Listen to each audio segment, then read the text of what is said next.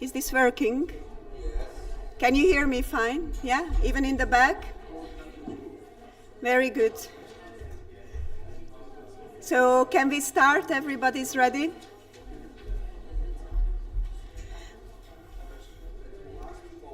Please take your seat. We are starting. It's funny now because we have, as you could see, we've got Peter, please. As you can see, we have countries at the table, so we see which countries are the laziest.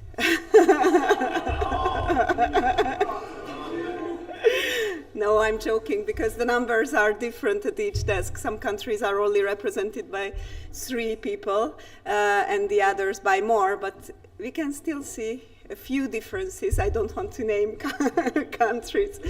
Okay, countries here, okay? So good morning, everyone. This is the second day of the Observatory Pilot Smart Villages Observatory meeting. Once more, this meeting is live streamed, so hopefully we'll have a few people online as well. But even if we don't, people can rewatch it. Yourselves can rewatch the presentations. That's the purpose also, that we can record the meeting this way. So welcome online and offline, everyone. Hope you had a good dinner yesterday. Okay, now there are some group photos going on here. I wait for that. The international group is really getting excited about this event. That's the international group. That's why they are so numerous, you see. Okay, so if everybody take your seat, please, Maria Cristina, you can sit with these guys for the time being, because that's or next to it, that's also fine for the time being. Yeah, okay.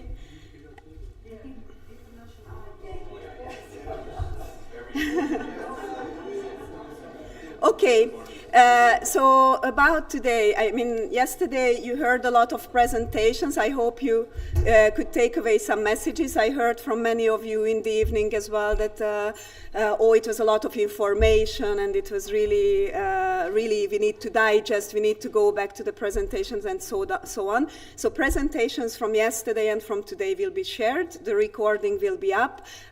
So yeah, it needs time.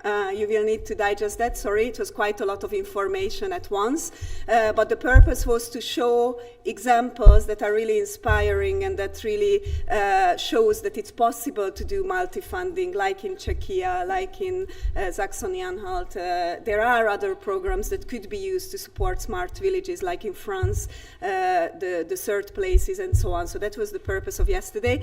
But today you have to be more active, as you can imagine from the setup. It's not just to create national groups. We've got some plans with you. So that's what I will present now, okay? So, okay, I'm doing the introduction of the day today. What we'd like to do next is we will have immediately 2 rounds of discussion. The first round will be national groups plus an international group. It's a bigger group, but we will do it like this. And then we will have the second discussion in so-called stakeholder platforms. So we will group the organizations who work in the same position, in kind of the same role, to exchange between themselves. So we will have a managing authority, a CAP network, a lag leader, stakeholder one, a village one, and again a mixed one. I don't know if I miss anything there, but if I do, my colleagues will warn me. So the idea is this: if you remember the graph at the beginning, then you could, of the observatory that I presented yesterday, these are 2 legs of the observatory. So what we'd like to do with you today, to play a bit of a game in that sense, to kind of represent or animate or imitate the Smart Villages Observatory meeting. In many countries we've got task forces, but it's not matching necessarily what we have here. For instance, in Greece we don't have a task force, but we want Greek colleagues to discuss this with each other. So the way it goes in round 1, that we will ask you to discuss 2 things. One is, what is the state of play of smart villages? I know it sounds an obvious question, and many of you already discussed this probably over lunch, dinner, and so on yesterday. But the idea is that here you go through this again, like you you exchange ideas where we are in this process. You could reflect, this is the moment to reflect on yesterday's presentations, like could we do it otherwise, where we are now with the implementation and so on. And the second is more about like what you see in your country, the key bottlenecks, the challenges. So what are you faced with when you have to implement smart villages? What are the key issues? And what kind of information you would need?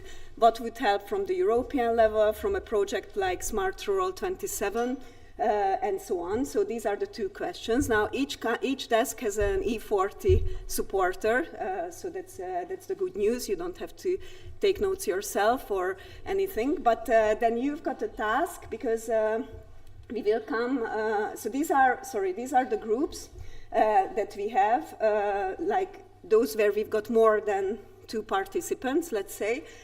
So these are the ones named around the tables. And we've got this famous international group here. I wonder if we should split them into 2, or is it, what is your preference, international group? You're quite big group, no? Yeah, it is big, so maybe some of you can go for half an hour later on in the coffee area and sit down somewhere there. What do you think? You just randomly divide yourself. But then we need to ask someone, like, I will pick someone immediately to help to take notes or feedback on the discussion. Maria, can I ask you on that in one of the groups to feedback? I'm making Maria work even more. Okay, so the idea is to have these group discussions first for some 30-40 minutes. The group, half of the group of the international group which remains here will be live streamed, so you will be in the spotlight, no pressure, but your discussion will be recorded there. So those who are online, they can also follow this discussion. So this time it will be the international group being followed. And then I would, what I wanted to say that in the mixed group we normally have a wide range of representation, so Austria, Bulgaria, Croatia, Denmark, Finland, France, Germany, and Ireland. So it's quite a few nations also present there. So this is how we go. And then the next round of discussion will be that we all come back together, and then we split into groups again. We will mark the tables, and then you need to find your desk where the people with the same kind of function sitting. So there will be a managing authority desk, there will be a CAP network desk, there will be a leader desk, a leader association, local action group desk. There will be exercise for the villages, local community representatives with MSHA, but that will be outside. And there will be again a mixed group, researchers and other organizations who joined us today, and they don't feel they fit into any of the other groups. And we ask Commission colleagues to join, feel free to join whichever group, but I will come back to that. But the important thing that you have to listen carefully in your national discussions, because essentially, if you don't know yet about the state of play or other people tell you something, you need to feed that into the other group, okay? So the idea is that you can talk about your country's perspective in the other group, yeah? Because we will continue discussion there and report from back there. So that's roughly how we run it. Is it more or less clear, or any questions on that? Okay, but you will have facilitators, so no worries. Okay, so what I suggest now, that maybe cutting it, I don't know how many I want, maybe Peter and Maria cutting it there, and you could, it's fine, can you find a place space? Or you can be there, you can form a circle with chairs, that's fine. The spotlight of the live stream, and we can okay, so you can have facilitators at each desk. My colleagues are already sitting at the desk.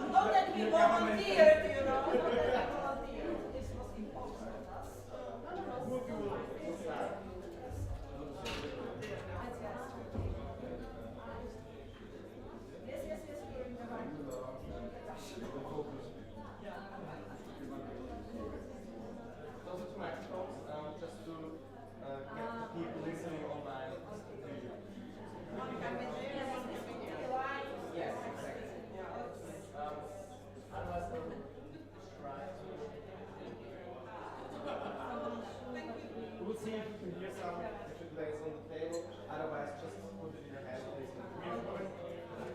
Thank you very much.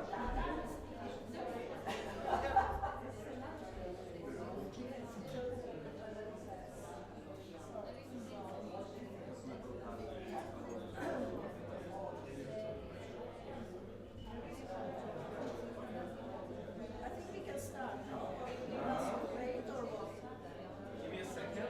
10 seconds.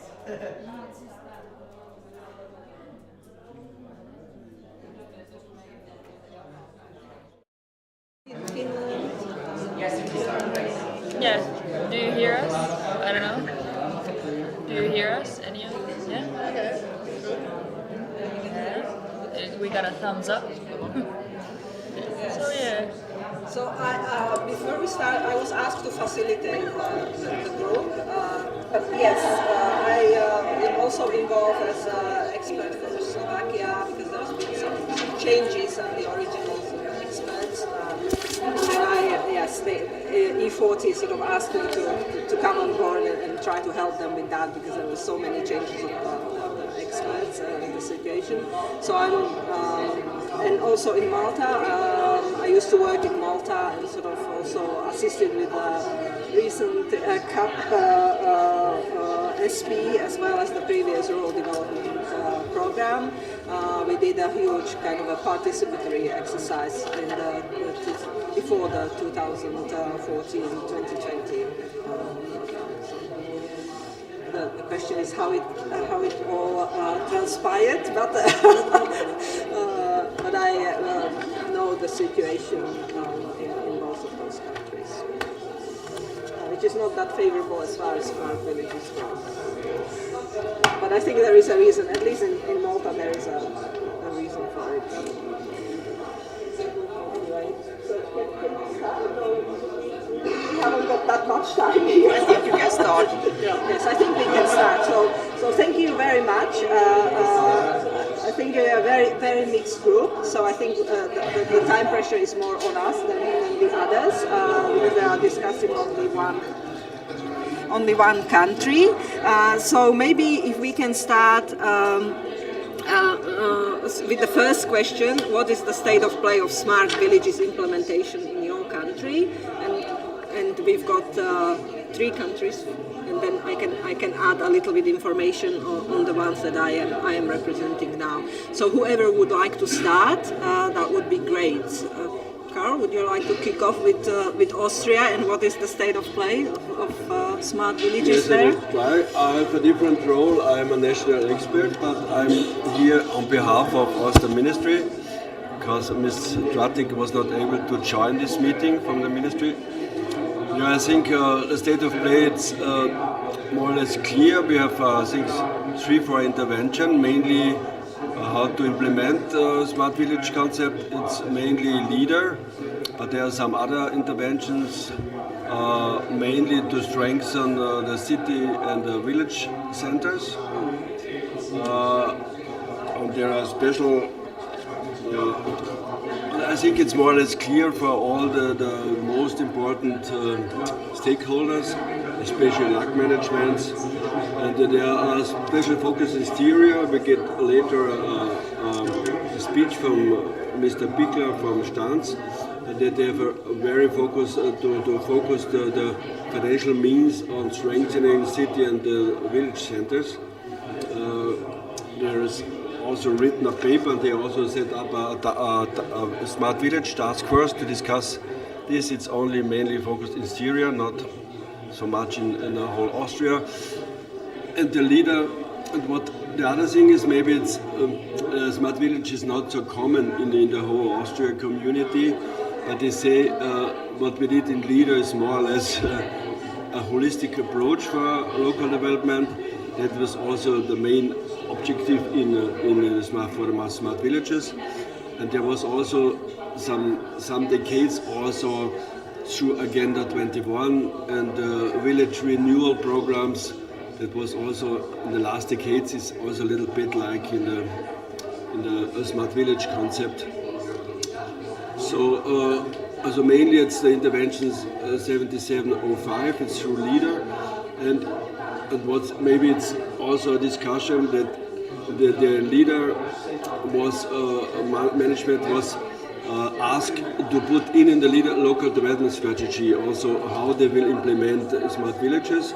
So I have a different role. I also did several local development strategies.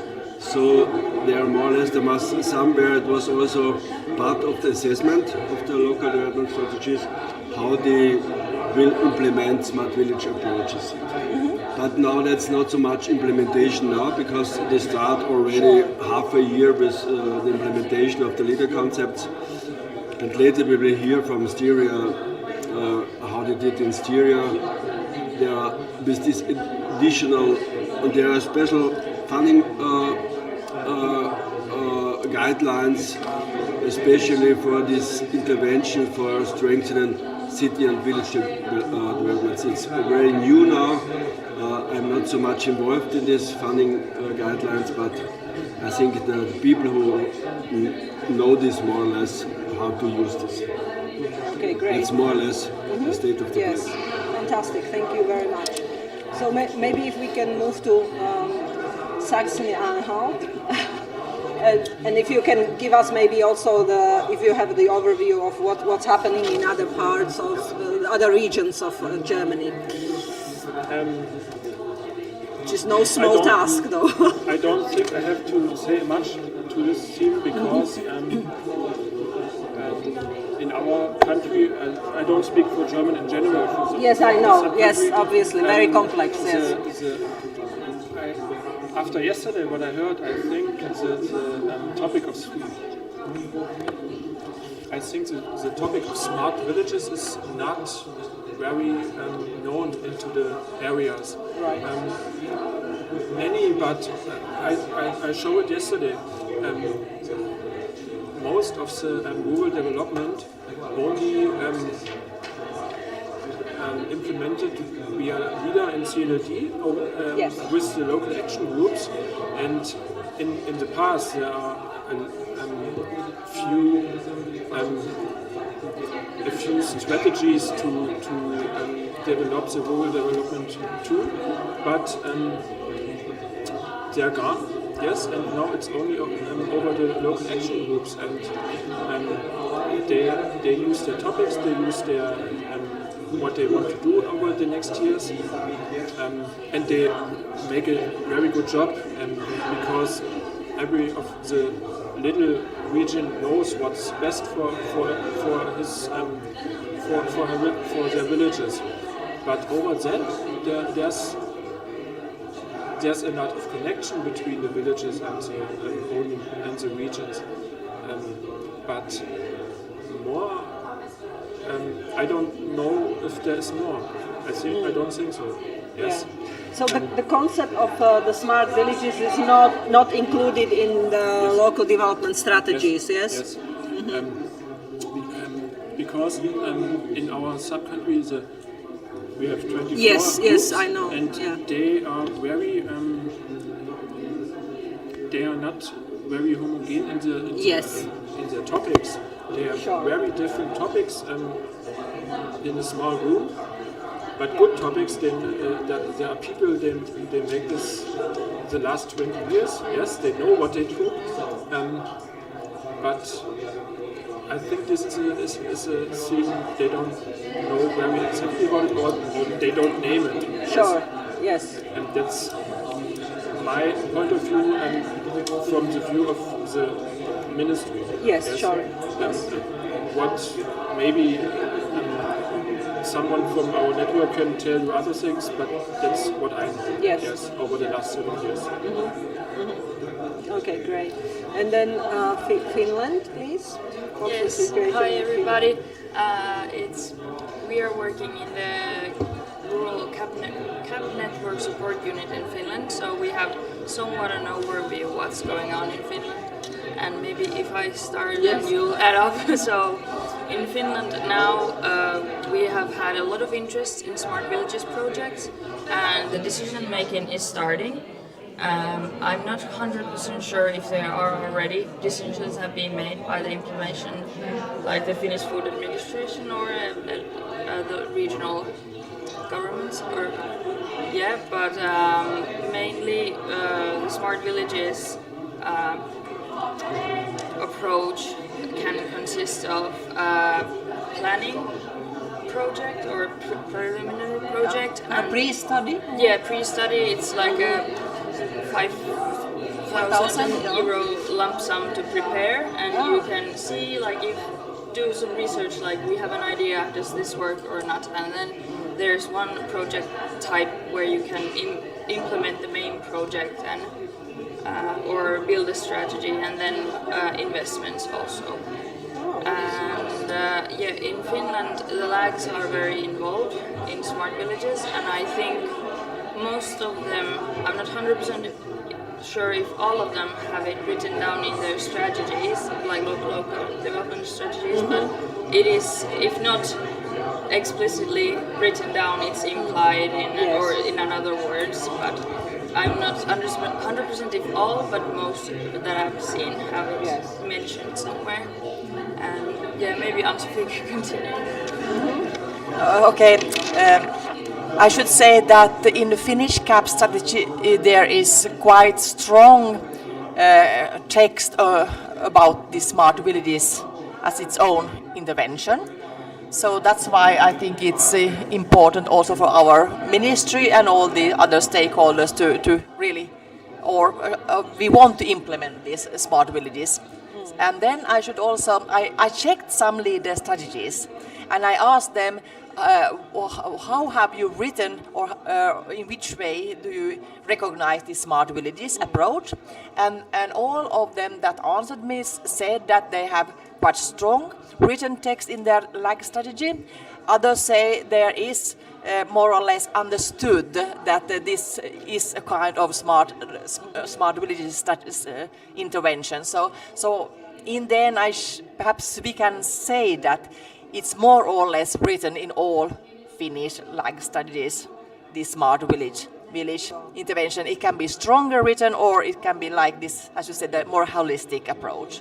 So in the end, I should say that Finland really want to make strong effort to try to implement smart villages. Perhaps the problem is, that we also mentioned yesterday, the definition of it. It's for many people it's still a little bit confusing. What can it be? Is it only this digitalization? No, it can be also energy solution, and sometimes it's a little bit confusing.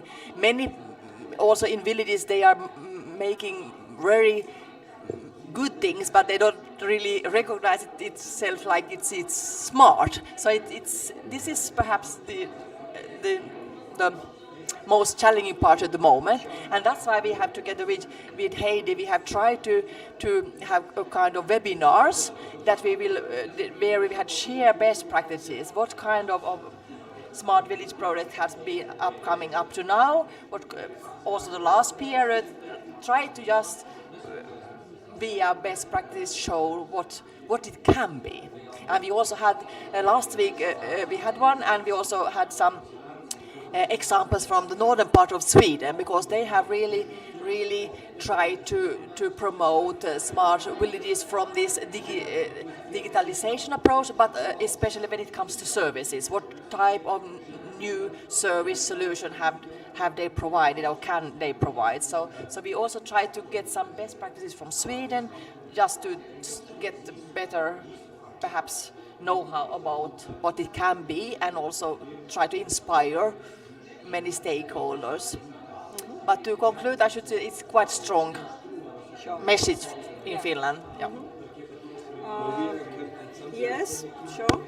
If you can, absolutely. Yes, thank you. I think it's very similar in Austria. Maybe I can add something I forgot before.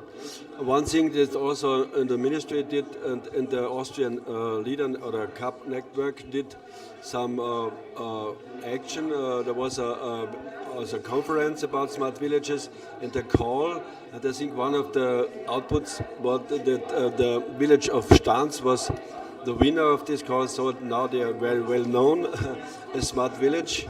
So it was one of the outcome. And what for the new period, I want to show you this picture. You can see here and the interface, what means smart villages. And these are mainly what I said before, it's mainly leader, but also the strengthening of the city and village centers. And what I forgot is there's also another intervention, it's called rural innovation systems. And it is also not only investments, but also the quality of the process to put these stakeholders together, and especially for the social innovation. It's also not so clear what is social innovation, but it's but we try to be innovative, especially in leader. And what digitalization, I think it's not the intervention itself, but it should be everywhere used as tool to make it the regions and villages smarter, for especially in the mobility projects, to use the digitalization tools like apps and so on. I think that it's clear, it's more or less, but digitalization itself is not intervention, it's more a tool to make the regions and villages smarter. And I think it's also not so clear for all what means smart. So.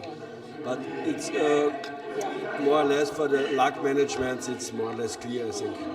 Okay, so yes, very quickly, because we have still the second question. I have this. We have still the second question to cover. So if you want to make a very quick remark, and then we'll move on. I think it's what you said. They make some kind of smart village, but they don't name it. Yes, we have also a little, until now a little bit, but projects they make the region smart, but they don't know. I don't think they don't know that it is this. And we now, with our guidelines and the strategies itself, they opened more topics to make this. Yes, and I thought in the past we don't have very little topics where you can make the villages smart. Sure. When you only think you are a region that make tourism, it's tourism and nothing other. Yes, and I think because of this, in our region, it will come over the next years very better. Yes. Sure. Yes. Well, maybe on behalf of Slovakia, in Slovakia, the smart villages are not actually included in the CAP SP.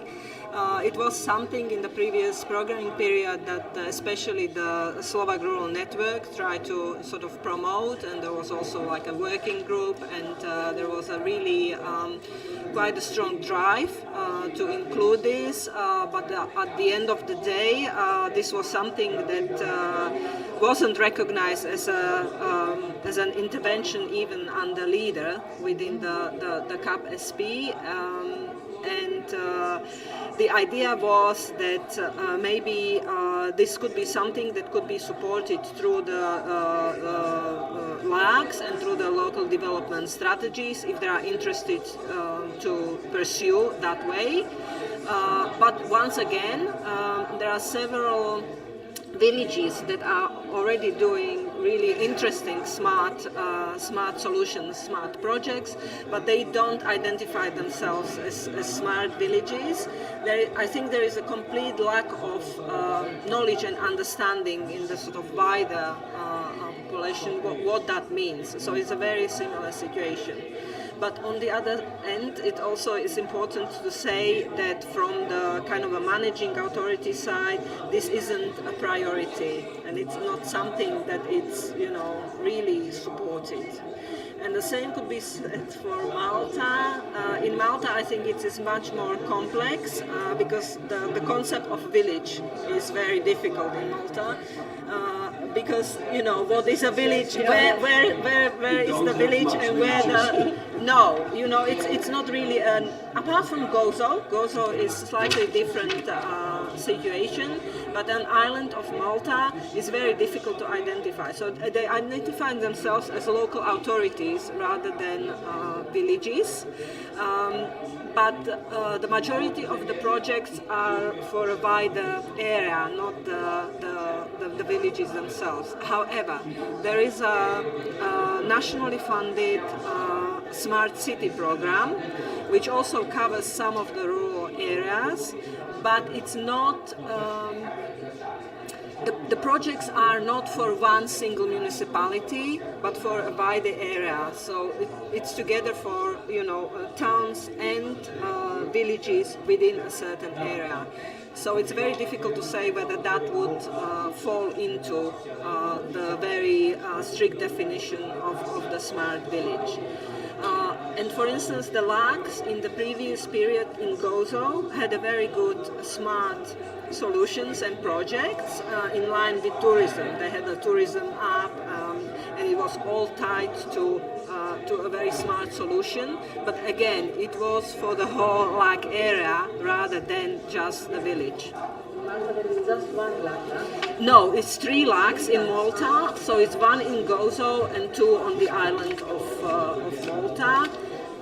The island of Malta ones were much more in line. I mean, they have very, very similar strategies. It was much more about kind of a soft skills, crafts, cultural type of priorities.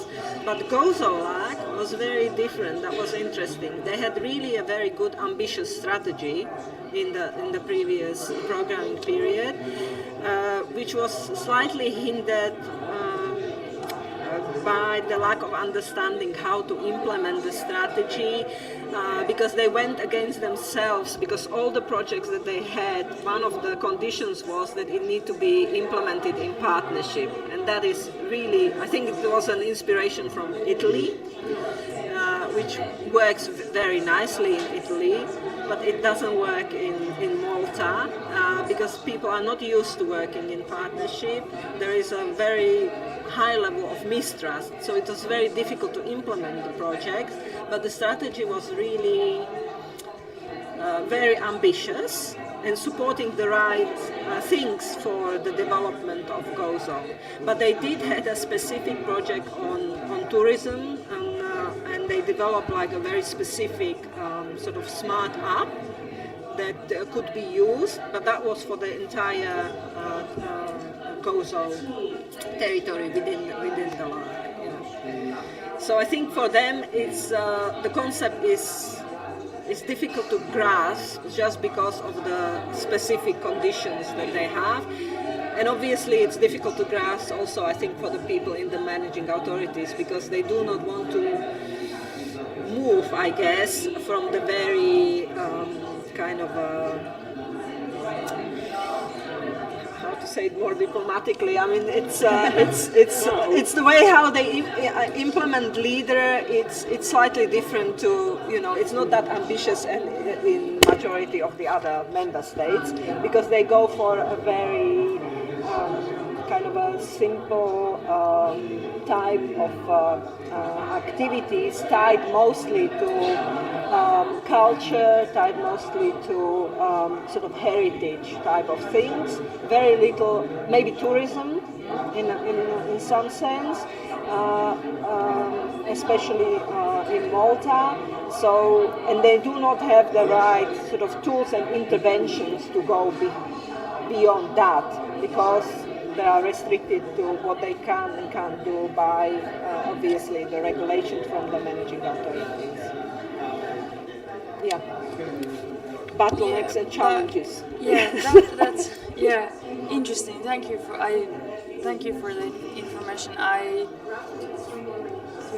Okay. Yes. So maybe tying into the cooperation aspect, in Finland, the LAGs are usually promoting and trying to get stakeholders involved in smart villages, and there's a strong history of village movement in Finland. Yes, sure. And LAGs are encouraging partnerships, but I think that's one of the key challenges for us. We have people on the grassroots with ideas and needs, and then we have the maybe research institutes that have the organizational and financial shoulders to carry these projects out. So I think that's one of the things we have been trying to solve, like how to bring these people together and they are not used to work with each other, Yeah. so that they have to try message, how to say, methodology, how to cooperate from a village level with the research institute.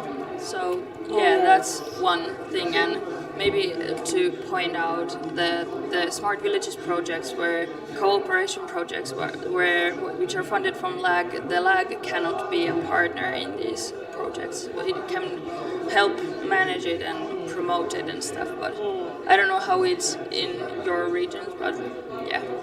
I don't know, I think it tied in nicely into the cooperation thing. So Finland, we have a lot of people with ideas and stuff, but we're trying to make it work and make them meet. And maybe in the last few minutes that we have, are there any sort of challenges or bottlenecks that you see that might, hinder the process? Maybe very briefly by each of you. I think I already mentioned the identification or how to identify these smart villages. I think this is still a big challenge because people don't really know what it means in the end. And I think we all mention it. Yes. Yeah, and I think brokering these cooperation deals is mine, maybe towards it. I think these 2 points. Yes. The people must work together and the people must know what it is. Yes. And as yesterday I said, what the benefits are. Yes. Yeah. Sure. Yeah, I think it's more or less the same. Yes. Also, because leaders are existing since more than 2 decades in Austria, Yes. to make it really innovative. Because what is innovative 20 years ago, not always the same. Innovation systems, that is really a challenge to bring this new quality. So there are new approaches, but to bring it really on the ground and bring it together with researchers. I think it was interesting yesterday to hear in Czech Republic that they had a stronger approach to work together with universities. At least also, maybe, I don't know, it works really, but it could be, I think this also what's happened in Austria, but maybe they could be used more, but they are not. One thing is we mentioned before that the smart village definition for the most of the people is not so clear, but it's not the big problem because the holistic approach of leader is nevertheless it's working, and the LAG managers knows what to do, I think. I mean, that is interesting. For instance, in Slovakia, for smart villages, and these were really smart village specific projects, were implemented through Interreg.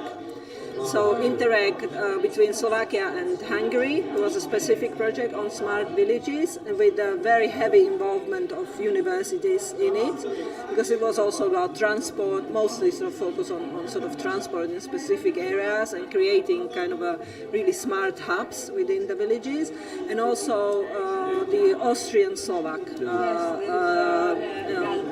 Yes.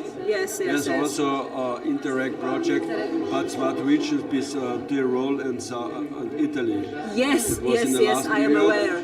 So but it's bigger programs, not so much in Lina. I'm not sure that, they have some similar elements. Yes. It's been participatory approach, etc. But I have also the impression that it's not the same. I don't think it's the same, because I don't think they see the smart villages in the same. The definition of the smart villages is different, slightly different there. For me, I think that, the EU definition, you have some principles about smart villages. Yes. The question after is for the local population to understand why we use this concept and which are the benefits. Yeah. So maybe some villages, they don't identify themselves as smart, but they are smart because Yes, absolutely.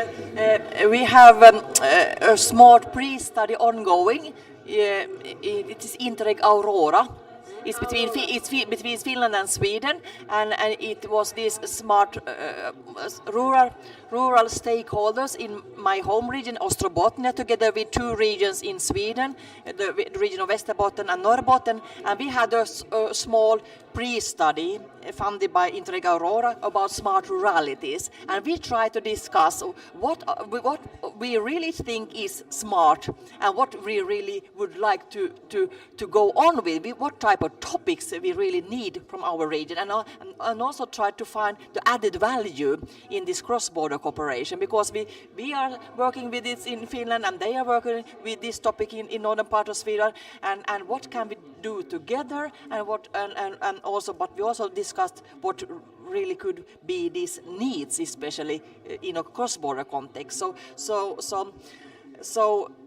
it was under this intervention of capacity building. So there are some intervention in the road, and there is one capacity building, because we thought this is perhaps the approach we will start with. So we started with this pre-study, and the hope is, of course, that in the end it can be laying ground for a bigger Interreg Aurora project, and it can be around these smart ruralities in the end. We had 2 workshops, one in Finland and one in Sweden, and now we are trying to make the conclusion of these 2 workshops at the moment. May I ask you something? Yes. Do you think that the leader local action groups, they need also some kind of capacity building? Yes. Yeah. In contact to know better how to approach the rural communities and how to work on this concept. Yes. I think this capacity building is really a good starting point, if I say so, because, as we already mentioned, it seems to be a little bit unclear for many people, and perhaps you should start with this capacity building and try to also to have this common workshop, because we had stakeholders, we had leader project, we had from a business agency, we have from these NGOs, associations, whatever, researchers, as was mentioned, and all together we were working in two common workshops. Try to discuss what we think is smart ruralities, and what kind of needs we see together. That was paired together, this common. Can you hear me? I think we just need to conclude the current discussion. Okay, if everybody comes back in mind to the plenary. I can see it's a lively discussion, that's good. And it's good to hear so many languages in the room, so that sounds good. We've got a group outside. Are you coming back, guys?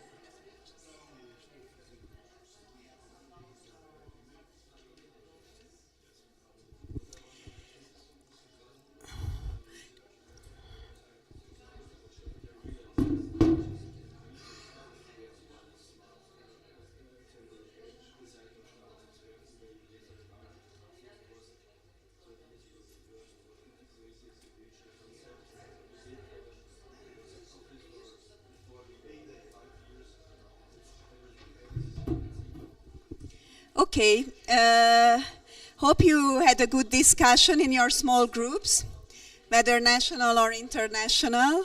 I need your attention, please, please, please.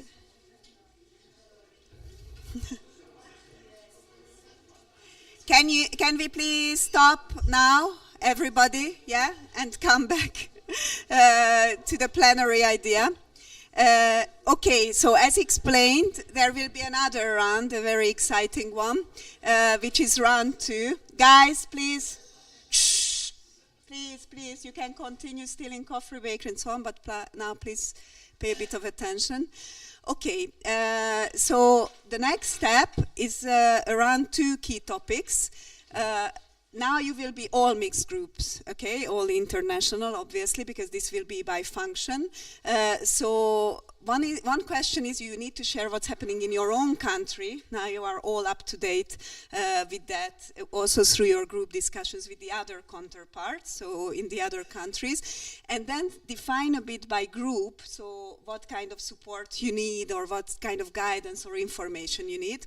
So this is how it looks. We've got managing authorities, paying agents, agency. I think we've got one colleague, but we group them together. So what is the programming state of play? A bit of summary going around the table in each country where you are in the programming terms. And then, what kind of programming support would you need, for instance, from the European level? What are the dilemmas you're still facing, for instance, when implementing interventions, when rolling them out or so?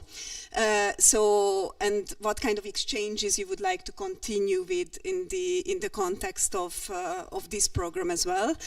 So this will be facilitated by myself and Andrzej, and I think I saw the sign back where the Hungarian table sat, right? Katrina is nodding, so that's where we will be sitting, yeah? And sorry if I misspelled some names, I did it quickly. So then we will have a CAP network one. Obviously the question is the same, but slightly refined, yeah? So what is your network planning? Are there any activities being planned in terms of supporting the Smart Villages concept? So thematic groups, events, competitions, and so on. So share a bit your experiences on that. And once again, what exchanges would be useful through the Observatory or the EU CAP network or any other platforms. We can decide that later. So this group will be facilitated by Katarina, who's sitting here, but I don't know where the group is sitting there, where Katrina is raising the sign, yeah? So that's the table of the CAP network. And we will ask, I know it's an active group, I know many of you, so I'm sure we will find a volunteer to report back. Katarina will help with that. Okay, we've got a LAG leader group, so that will be facilitated by Magda and supported by Katrina. It's sitting there, the leader group, okay. Then we have, again, another stakeholders, research, and whoever feel that they don't fit into any of these policy type of programming boring groups, but they are really excited about smart villages and want to discuss that from a different angle, so research and all those kind of things, so feel free. But even, no, I wouldn't say that those who are MAs or others should join that group, but those who are not, you can join that group. And that will be facilitated by Katarina, and I don't know, where are they? Sitting here in the front, okay? So the other stakeholder group is here in the front. And we know already we asked Lucas to report from Poland back because he's also doing a research on that.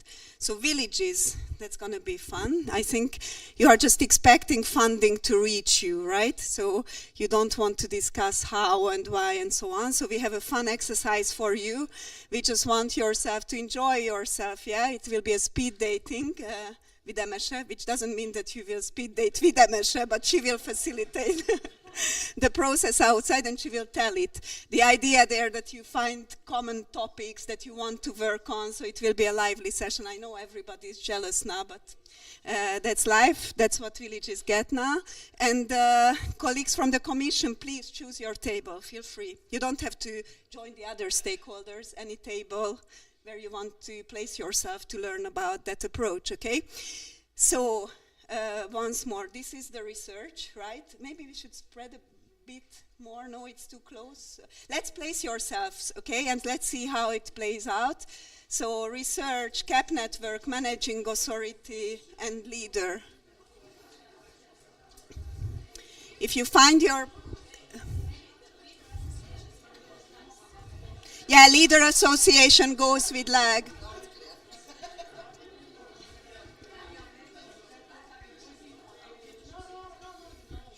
Try to find your place and let's see how it plays out, yeah? Villages can go outside, have a coffee, chat, so on.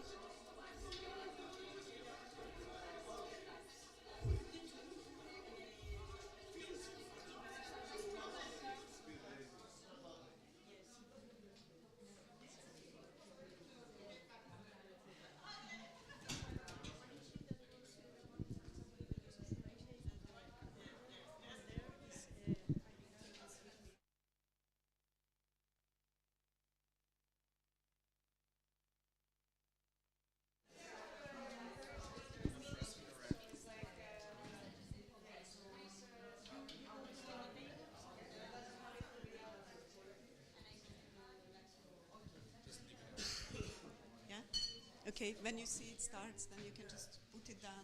Switch it off. Okay, you found your place. Is there enough space? If not, feel free to maybe move to that corner if you are feeling too close. This group might be, I don't want to disturb you, but you might be better. It's too close to that one, no? Maybe you're better off here, in this corner? No? Fine? Okay. Peter, you don't want to join the village fund? League there. Okay, good. He's trying something. He's got many hats on, so he can pick.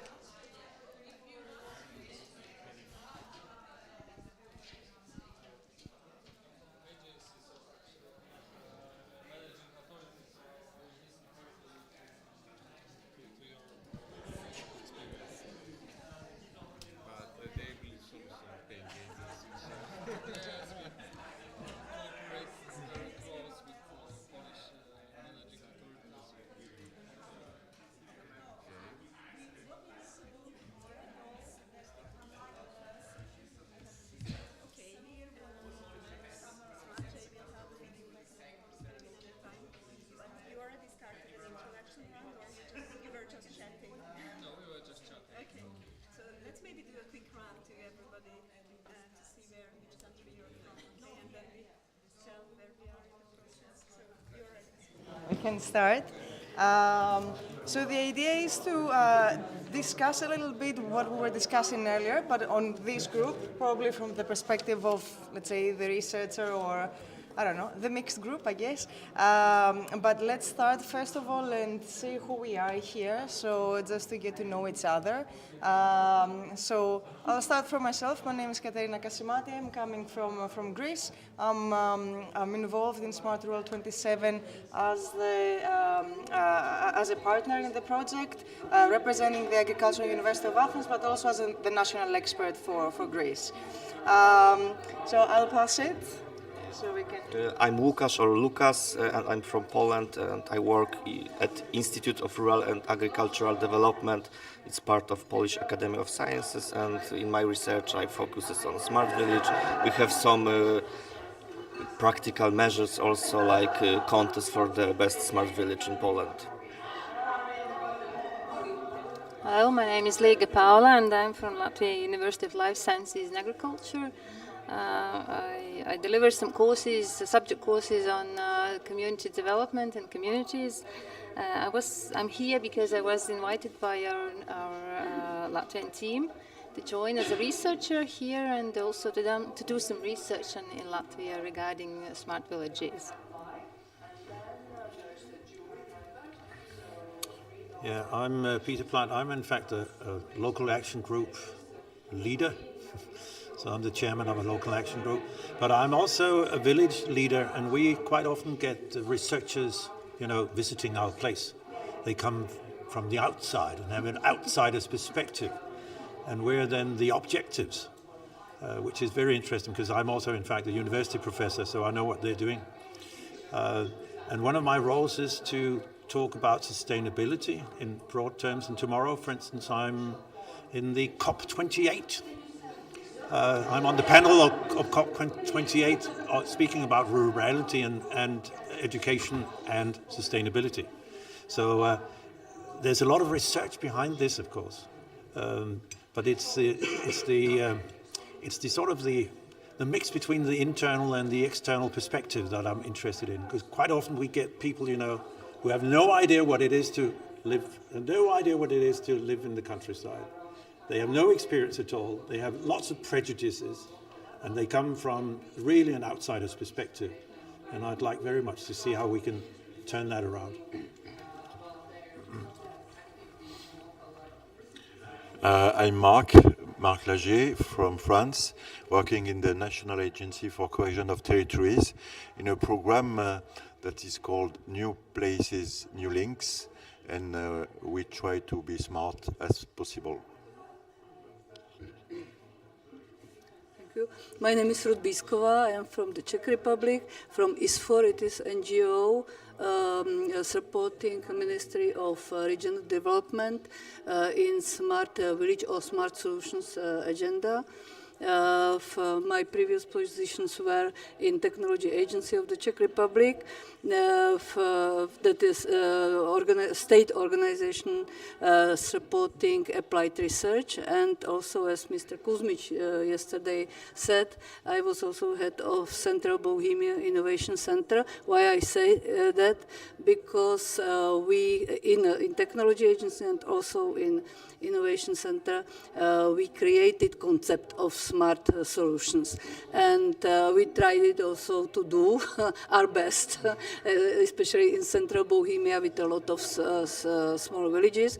And I think that this our expert background, several colleagues, but more than several, is important for supporting communication between universities, between research and municipalities. Hello, my name is Ladislav Mrčák. I work in Technology Agency of the Czech Republic in Advisory Department, and our agency is focused on industrial research and development, and the programs are focused on not only on technical stuff of smart city or smart villages, but also the focused on social challenges. And I also cooperate with Fruit. From which country? From Czech Republic here. Yeah, hi, I'm Rainer from Austria. So I'm more than 20 years doing projects in the area of urban and regional development. And since 4 years now, more or less, I was part of the team, or I was the external expert in Stanz for implementing Smart Village on the local level and facilitating especially engagement processes, participation processes, somehow to do a participatory research with the people in Stanz to get ideas what can be social innovation in the process of implement technical solutions. So we really focus on the notion on social innovation, because we think we have so many technologies we can use for better world, for better villages, but so the core issues, how people will accept it and how people use the technology we have.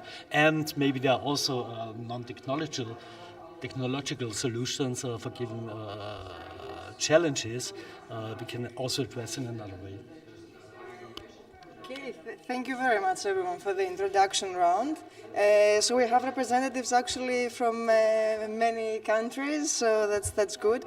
What we can discuss now as the next step is we want to find out what's happening in each country and discuss a little bit the state of play, as we're discussing this in the previous discussion.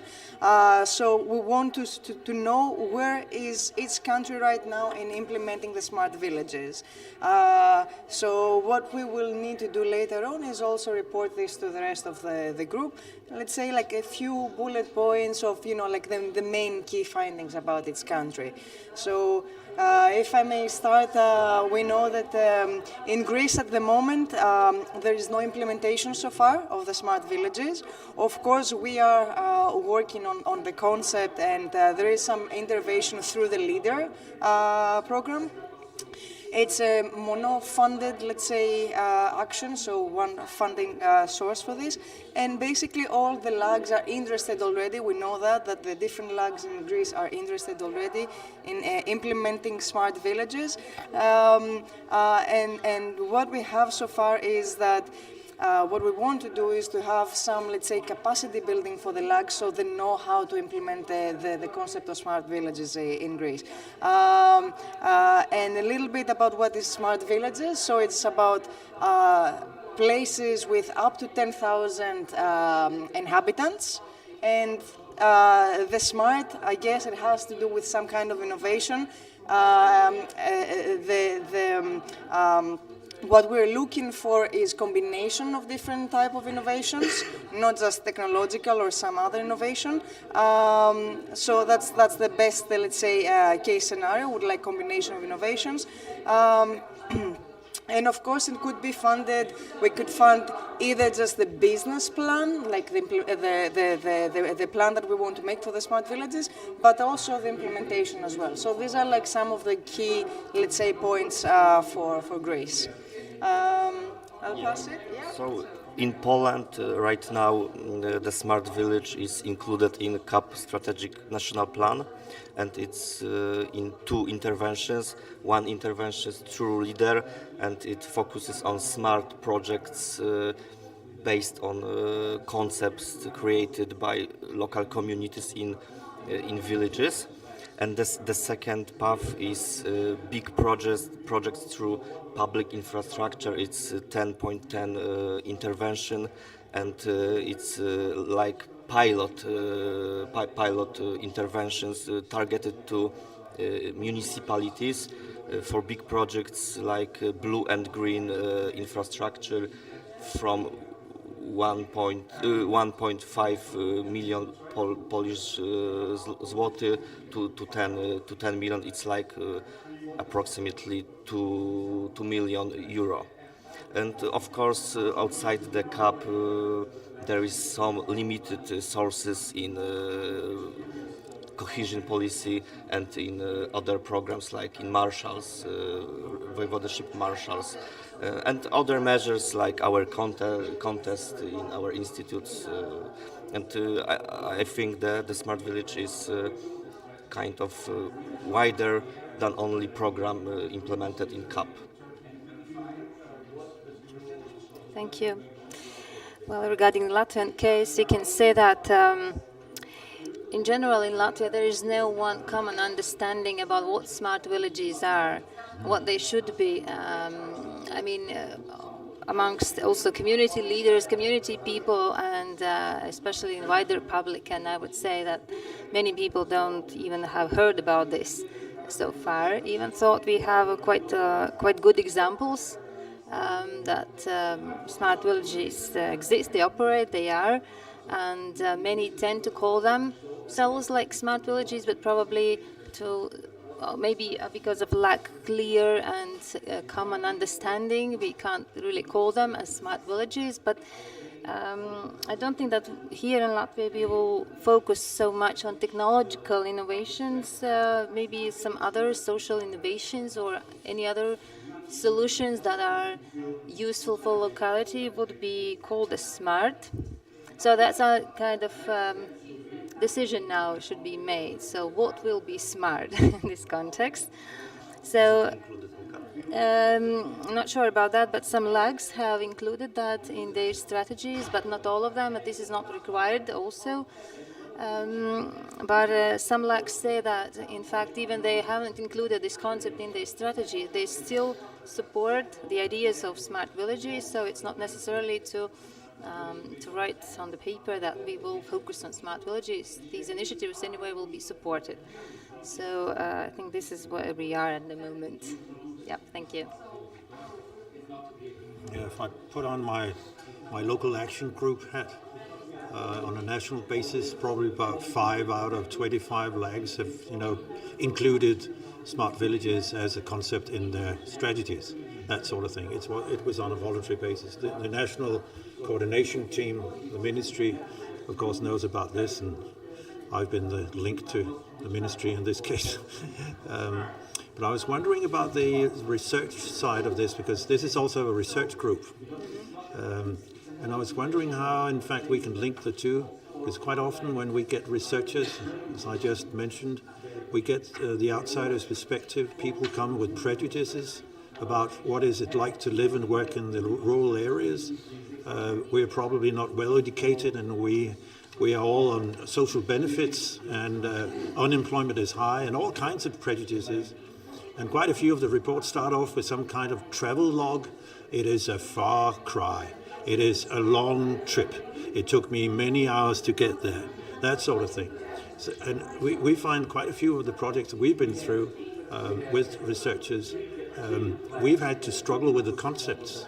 Just one small example, one research question was, how come that some villages thrive even though they are far away from big cities? Where is the perspective here? The perspective is the big city perspective. And strangely enough, there are some villages, some areas that actually do well, and they're far away from the big cities. You can hear all the prejudices in this. They have not picked up the concept of, flexible work or all the sort of modern things in rural societies. They live on old concepts where everything happened in big cities and nothing happened in the countryside. So I think we have to struggle a bit with sort of, who's the smart guy? Who are the smart guys here?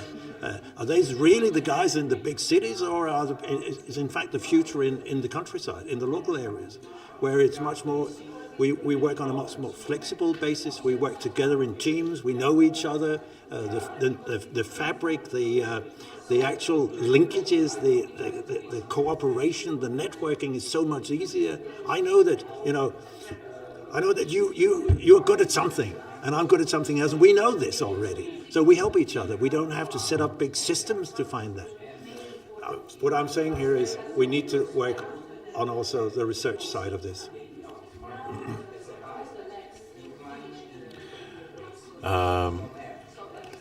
First, appreciate what you've said, and I recognize myself and the French case in what I've heard. And then 3 points. If you look at the number of smart villages in France, people saying we are a smart village, there is less than 10 smart villages in France, so it's nothing. But perhaps because the naming is not so adapted for 2 reasons. The first one is, smart, if it means intelligent, it's difficult to say that I am intelligent and perhaps the others are not. So it introduces a difference very difficult to organize.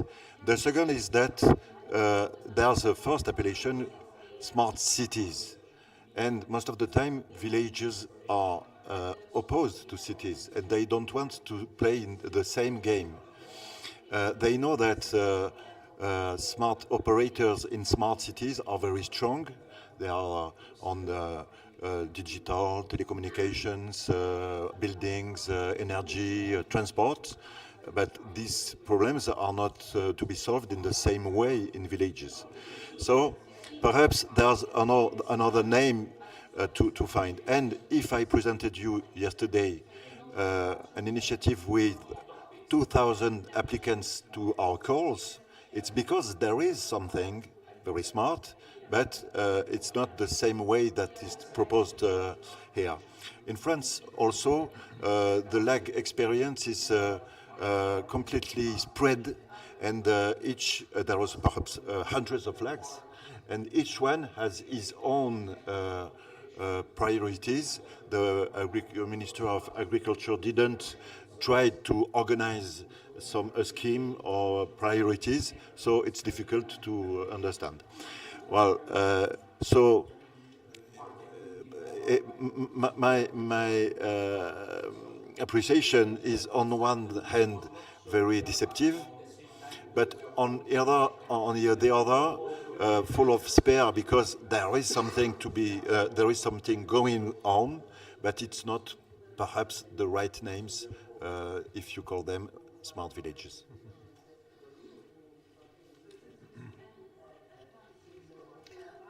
Yes, I fully agree that it is a problem to say what is smart and why we will have name that we are smart village.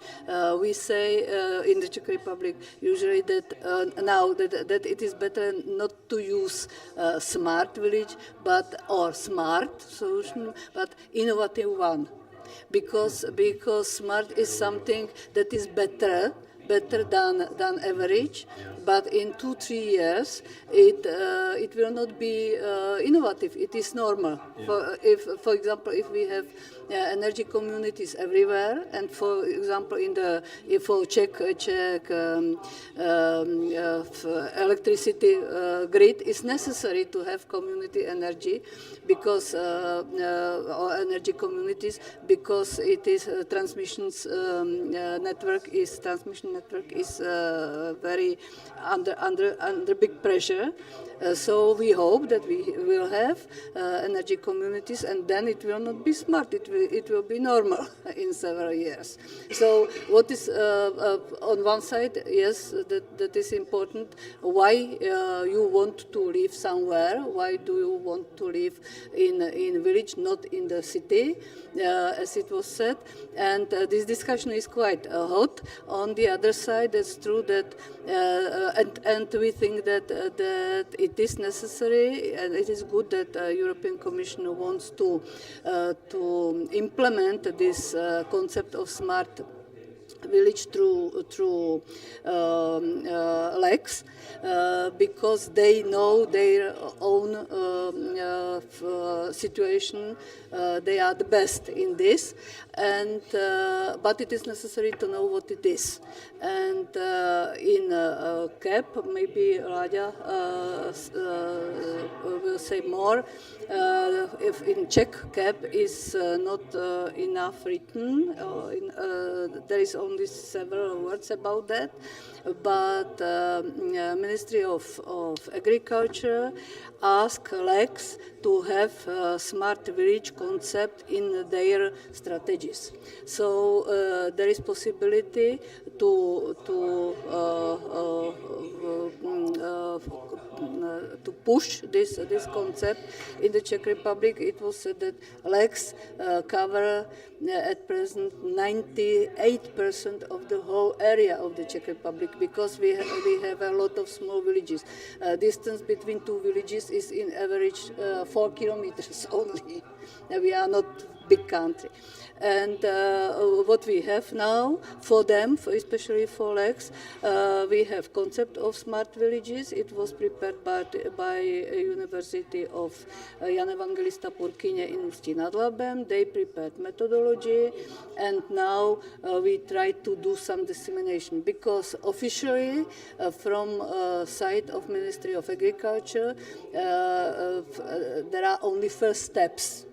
But from other sources and other support, it is not new concept, because LEX in the Czech Republic are supported from Ministry of Regional Development, Ministry of Industry and Trade, Ministry of Environment. So they have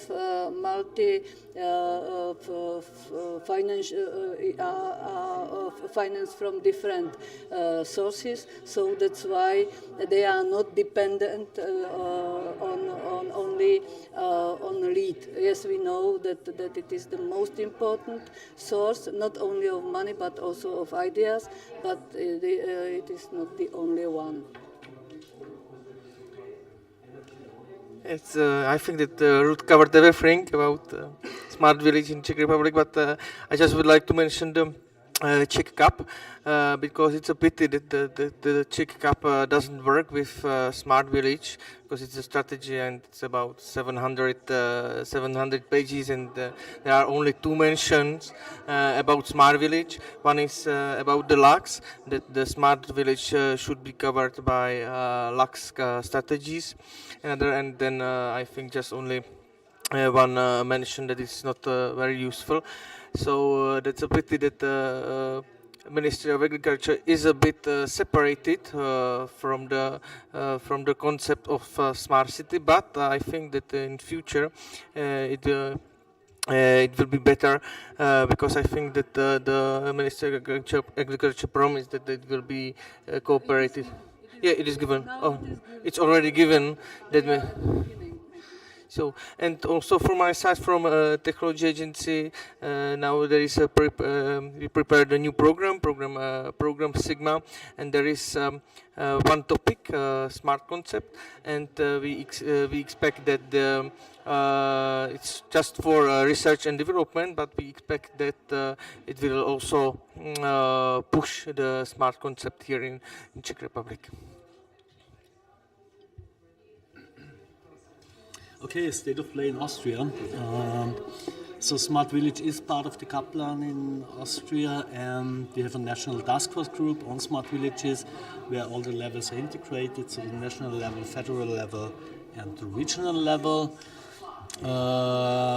So LUX, they had been able to, on a voluntary basis, to integrate smart village concepts in the preparation or in their local development strategies.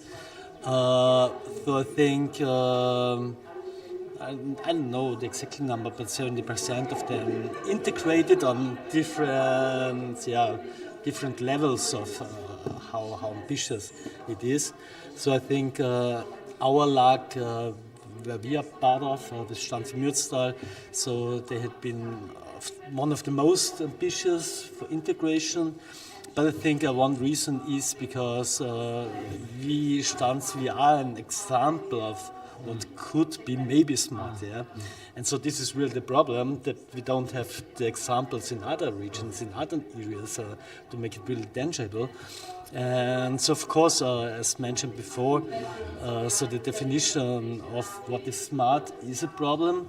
So it's also the difficulty how to measure when we fund it. Have they been really smart in what they're doing? And I think these are really questions also for research to address what to do with this notion, or with this issue of smart, what can be definitions, what can be criteria, and maybe what can be indicators of smartness. If I can add, yes, I didn't say that the national network of LEX has special working group, and this for smart villages, and this working group is our most important partner. And today afternoon, if you go to field visit, you will go to Mukařov. It is part of like Říčansko. It is first like with smart village strategy. Wonderful, thank you very much for this round. And then the next thing we want to discuss is about what is the main support that we need. So, and what information do we need? For example, in the case of Greece, we know that we need strong cooperation between the teams, for sure. So there need to be some discussion and good cooperation between the teams. And also, what we are producing is we have produced a guide, let's say, so a booklet, a guide for the LUGs to use it in order to be able to implement smart villages. And also we would like to have, let's say, a capacity building for the LUGs so we can inform them. We can have like a few days of like a session for the LUGs to be educated or trained, let's say, in order to implement smart villages. So these are some of the ideas we need, the support that we need, we think that we need in Greece, and that we are working on this now. Yeah, I think that partly we are answered this question before, but in Poland, I agree with Katarina that the main problem is information down the village, because I used to work with local communities, conducted some trainings with them, and they are not understand what is smart. They are smart. They doesn't. They think that smart is something very technologic, and smart is also community engagement and so on. And in Poland we have strong renewal programs, and now it's cut, and some local communities wonder if the smart village is continuation of renewal or something new. So some sort of guidance and trainings are still needed. Thank you. So we talked with colleagues in previous round about what kind of challenges we face in Latvia, what kind of support we need, and we agreed that one of the big issues is how to attract new leaders, new active people, because those who are already in place, they are very often burned out, or maybe they are already involved in other projects. So if they should be involved in some kind of smart activities, again, like some kind of separate activities, this might be a challenging task. And also about the information dissemination about the activities. Maybe it's good to show some kind of good practices, good examples for wider public to see and to learn about that. And if we would like to attract new people, like younger people, to rural areas, and to show them that rural areas are really nice places to live. They are. And so probably maybe at local level, at local schools, we should go there and start to talk more about different kind of great initiatives, what rural people can do and what's are at place already, and to talk about the leader activities and also smart village activities. So, because as a university teacher, I experienced this, that people come from different parts of Latvia to university, which is not a rural place anyway, but people are from different parts, also the countryside, and they often haven't heard about even the leader, to be honest. We have so many years leader at place, but and especially about the smart villages, some have heard something. I guess no one from my experience have been involved directly in these activities, but some at least know that there is something going on. So this is very important, how we talk with young people and inform them, because those who are active community people already, they most likely know what's going on, but the problem is how to attract other people from wider public. And of course the funding is also an issue.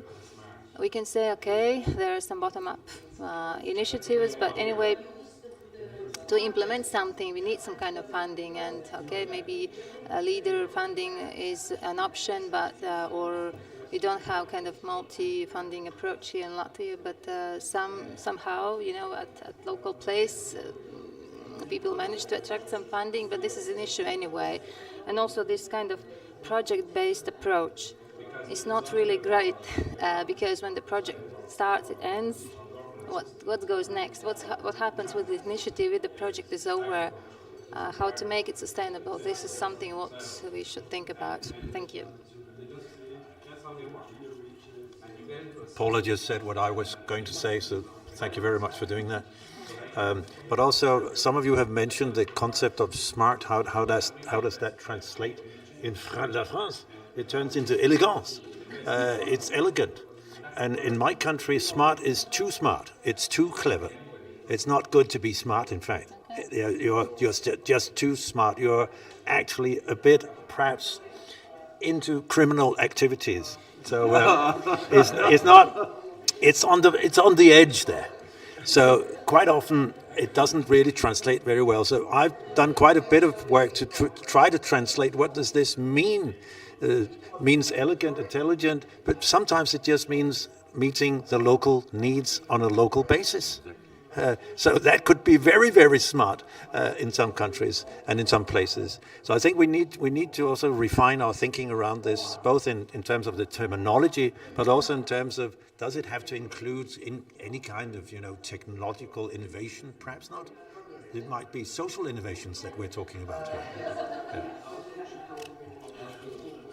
Well, I once more do agree, so thank you.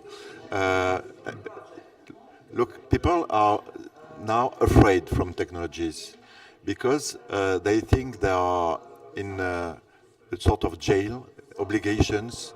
It's difficult with the kids.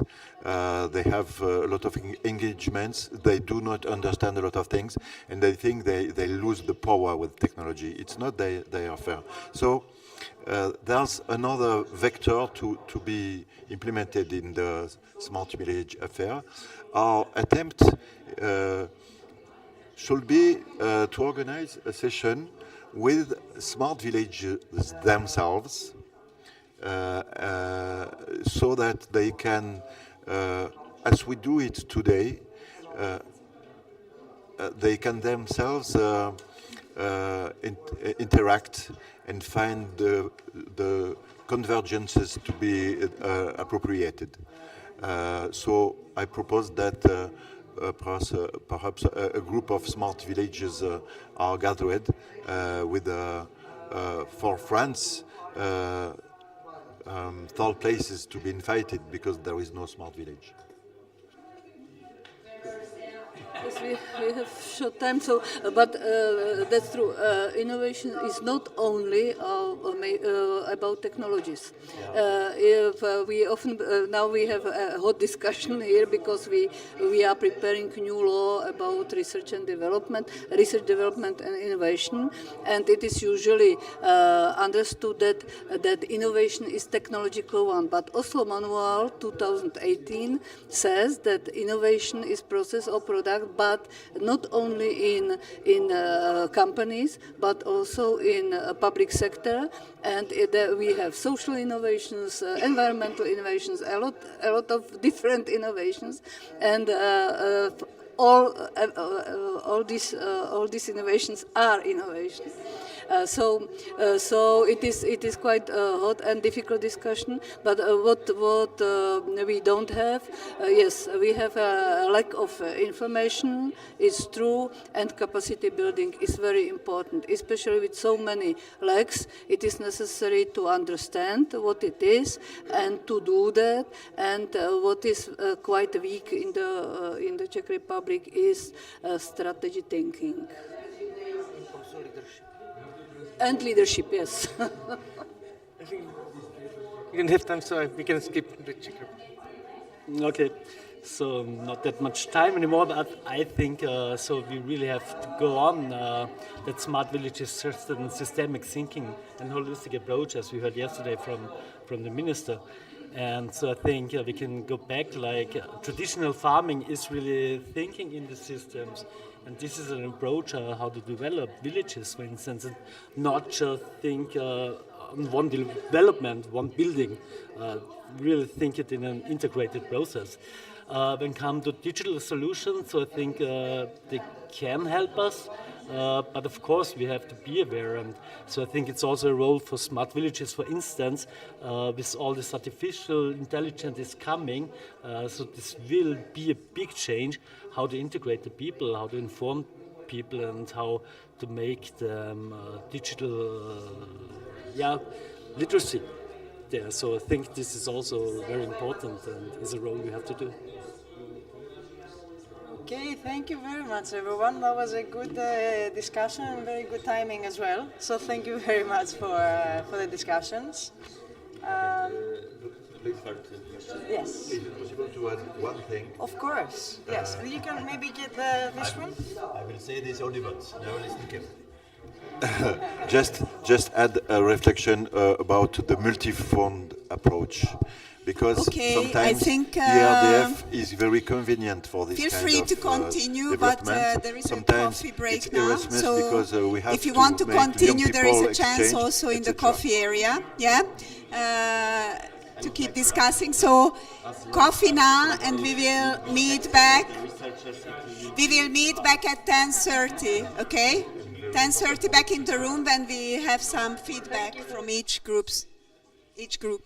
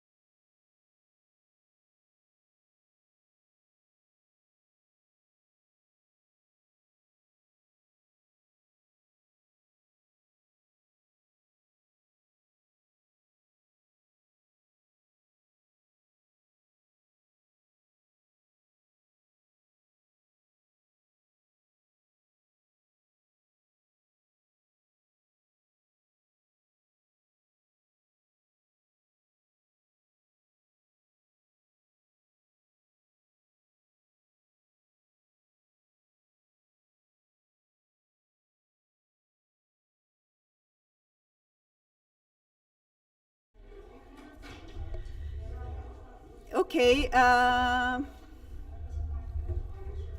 hope we still have some people online as well. But of course, it's really nice to see the discussions that were going on here in this room. It's a lot of life and so much that people are You can't hear me. All I said I can't hear. Can you hear me now? Okay. So I see the lively discussions, but if you can come back, please stop discussing. There will be new opportunities over lunch and so on. So please take your seats. Colleagues from Portugal, I see you. If you could please take your seats and let's start the next session, okay? I need to... Oh, that's yours already. Sorry, I had another version of mine. Oh, sorry, I'm jumping. But normally there was a screenshot in mine. Can you put back mine for a second? The last slide so that I... Sorry, Katrina, maybe put it back up. And maybe the one before still, Anita. Yeah, okay.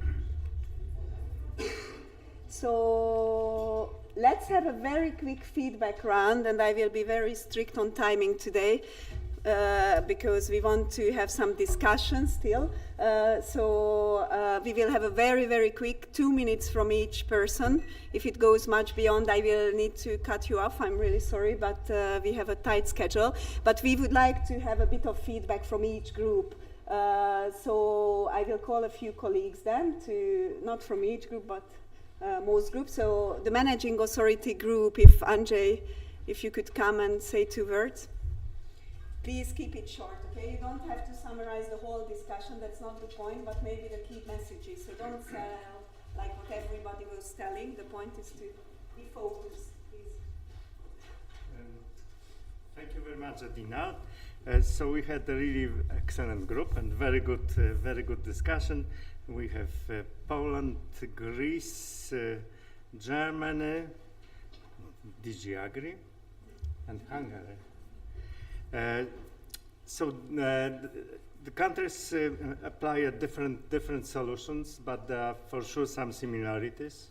The common ground is that almost everyone is using leader approach to implementing a smart villages concept, but not only. Still there are many challenges, how to do it in the practice. Marching helped us to realize that whatever we will invent, finally the paying agency need to put it in the frame of IT system, and evaluate and implement it. So usually budgets are very limited for smart village if they already are the money addressed for it. And the one outcome of our discussion, which I remember very much, that we need the result of the analysis done under the Smart Rural 27 project, because still member states could improve what they're doing, and learning and exchanging information with others could be very, very helpful. Thank you very much. Okay. Of course, a lot was more going on, and we can report back. We will report back on those. But thanks a lot, Andrzej, for keeping the 2 minutes. Okay, CAP networks. Katarina, who did you spot? Anne-Sophie. Yeah, I know. I'm just asking, who is your victim?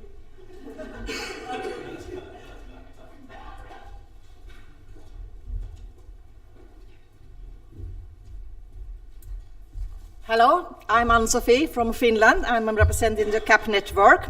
I will address some of the issues that we discussed. First, from Latvia, they are preparing an own methodology how to implement and work with smart villages, step by step. So, and for that, they have been used also pilot villages to share this knowledge and how they can build up this methodology. And one problem that they faced that in LAGs there's lack of strategic thinking. So we should also perhaps work with capacity building more. But the main instrument that they will use for implement smart villages is LEADER.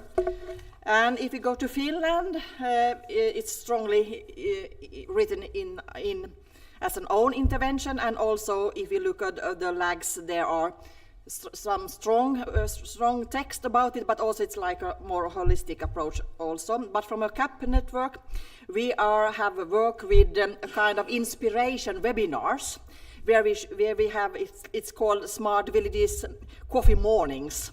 And we have shared best practices, what kind of nice project is ongoing and what can it be.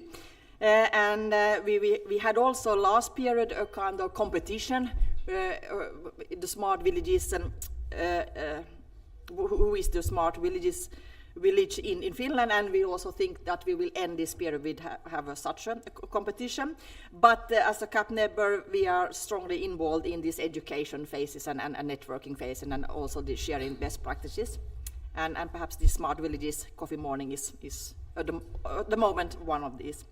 If you go to Italy, there is they are writing now this more try, and they don't know still. It can be an intervention in both CAP and LEADER, but it's still in phase, and especially they are working together with the LAGs and how to involve these thinking, and in the end we will see how which of the LAGs will really work with these smart villages, but at the moment they have been arranging workshops together with them, study visited, and try to develop these local strategies. If we go to Hungary shortly, they work very strongly with the local level and with the majors, and they realize that the really big differences between how you should approach and what they think about these smart villages.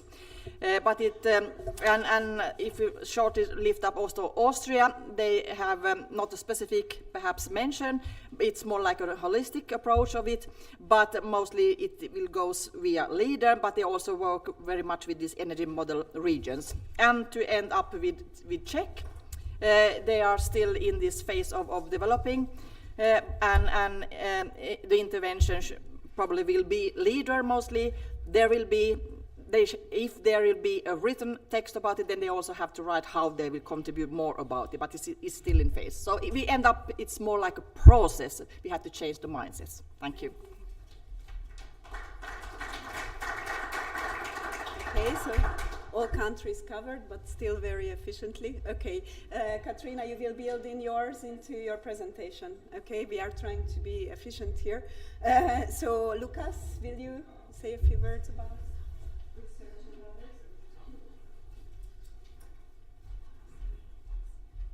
this? Hello, I'm Lucas from Poland, and I'm a researcher. And our group, we had representatives of 6 countries: Greece, Latvia, Denmark, France, Czech Republic, Austria, and Poland, but I skip describing the whole CAP plans.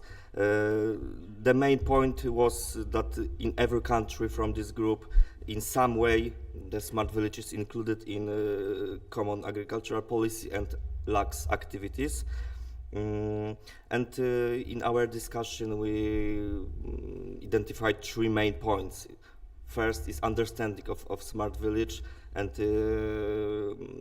in research perspective, it's hard to target information to rural communities about what is smart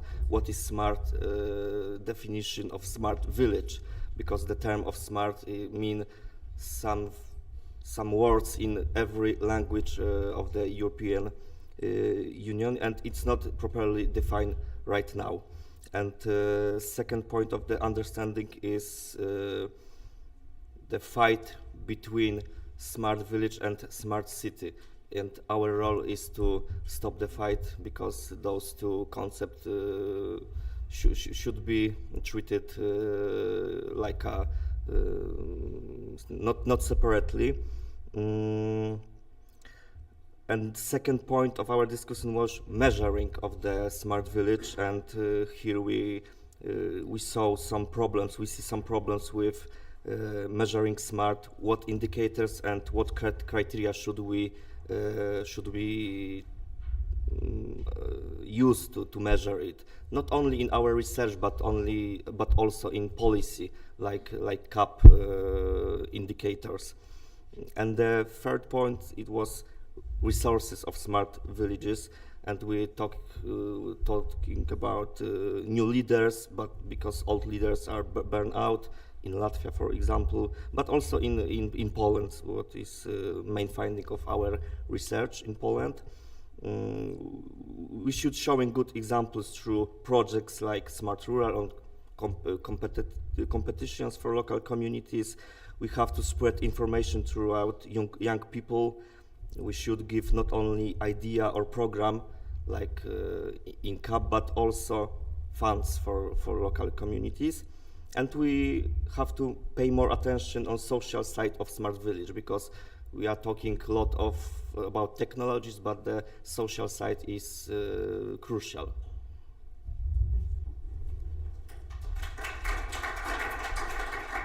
Thanks a lot, Lukasz. And of course, we will report back on these much more.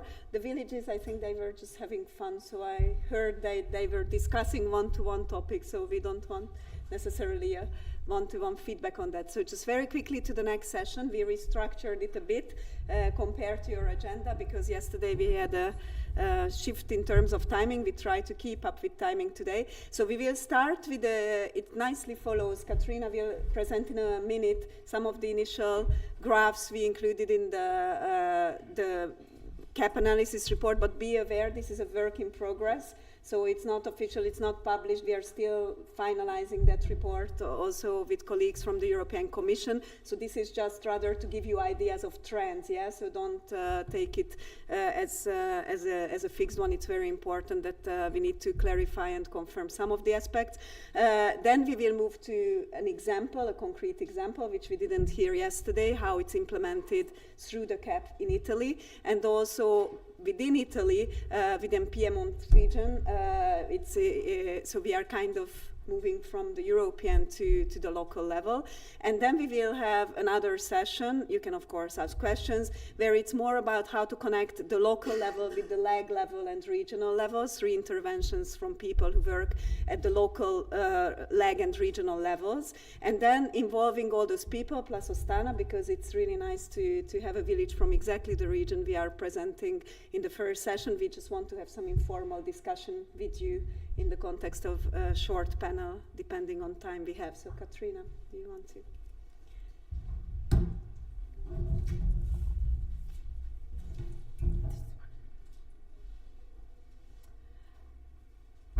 Yes, so I will try to be very brief. So mainly I want to present 2 maps showing you how Smart Village support is programmed under CAP strategic plans in different countries, and to integrate also the findings from the Local Action Group and Leader Association roundtable that we had in it, in the presentation. So, as Edina already mentioned, we have conducted the analysis of all the CAP strategic programs with the help of national experts. I think I should be like that. It's better, it's much better. And we have identified 2 main ways on how smart villages are supported under strategic plans, and a third sub-way under leader as well. So there are countries where there is a dedicated smart village intervention under cooperation or investment interventions, and these are 7 member states, but you will see them in the map in a minute. And then there is a majority of member states have chosen to use leader approach to support and implement smart villages, and this includes 16 member states, and there is this one subcategory which is leaders supporting a direct smart village intervention. Yes, okay, good. And these are 5, no, I should be closer, yeah? But I'm good, thank you.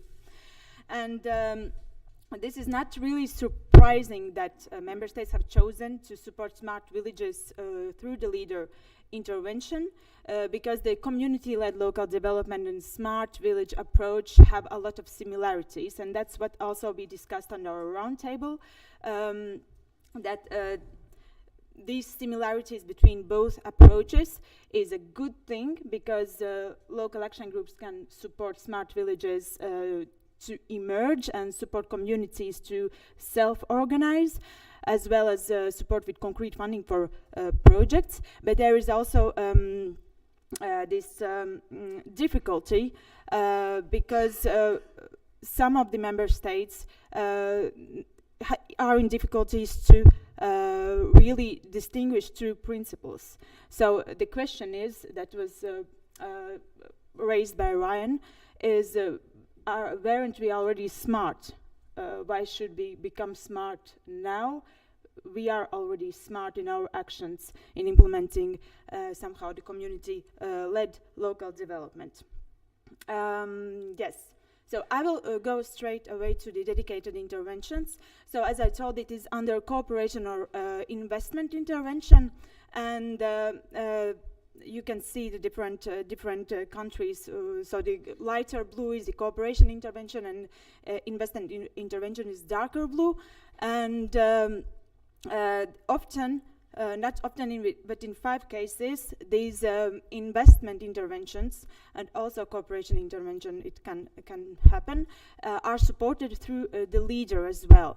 And it can happen in different ways. There is cases where local action groups are actually implementing the direct interventions, so they are the ones who are really taking care of implementation of smart villages. But there are also cases where local action groups are complementary to the direct interventions, and they are supporting by capacity building, for example, and networking, and supporting also with the strategic vision of smart villages. Here you see the leader map, how smart villages are programmed through the leader. And here again I will include our findings from the local action group roundtable. We had at the roundtable very different experiences from one country to other. We have where we had very wide bottom-up approach in community building, and very vague and somehow, but really allowing communities to self-organize, to support them, and to self-define also as smart villages. And this was a little bit the case of Latvia.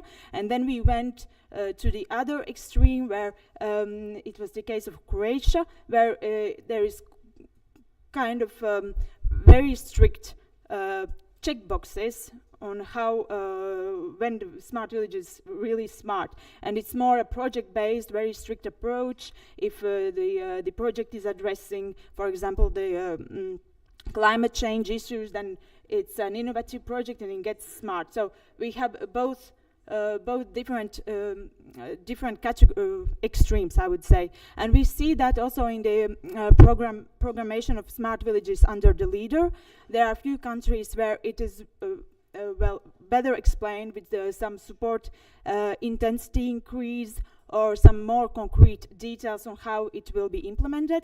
And then there are other countries where there is just a vague mention under leader, where there is not really it's left kind of open, not clearly explained on how it will be supported. So it can happen, but it can also not happen at some point, because the local action groups have the choice to implement or not implement smart villages. Yes. Yeah, and I put around, but I have one more sentence from our roundtable. So before I'm giving the word to Italy, so that you can actually see on how it happens in Italy, there is this interesting combined system with the direct intervention and the leader support. But you will hear about that from Italian colleagues. But one important finding that came out from our roundtable is that if we are motivating through local action groups smart villages to create strategies, to do some kind of extra work. If we are motivating them to become smarter than they are, we also need to give them something back. There is a need of research coming from national level to the smart villages. If not, we are just motivating them to work more somehow. So there is a real need of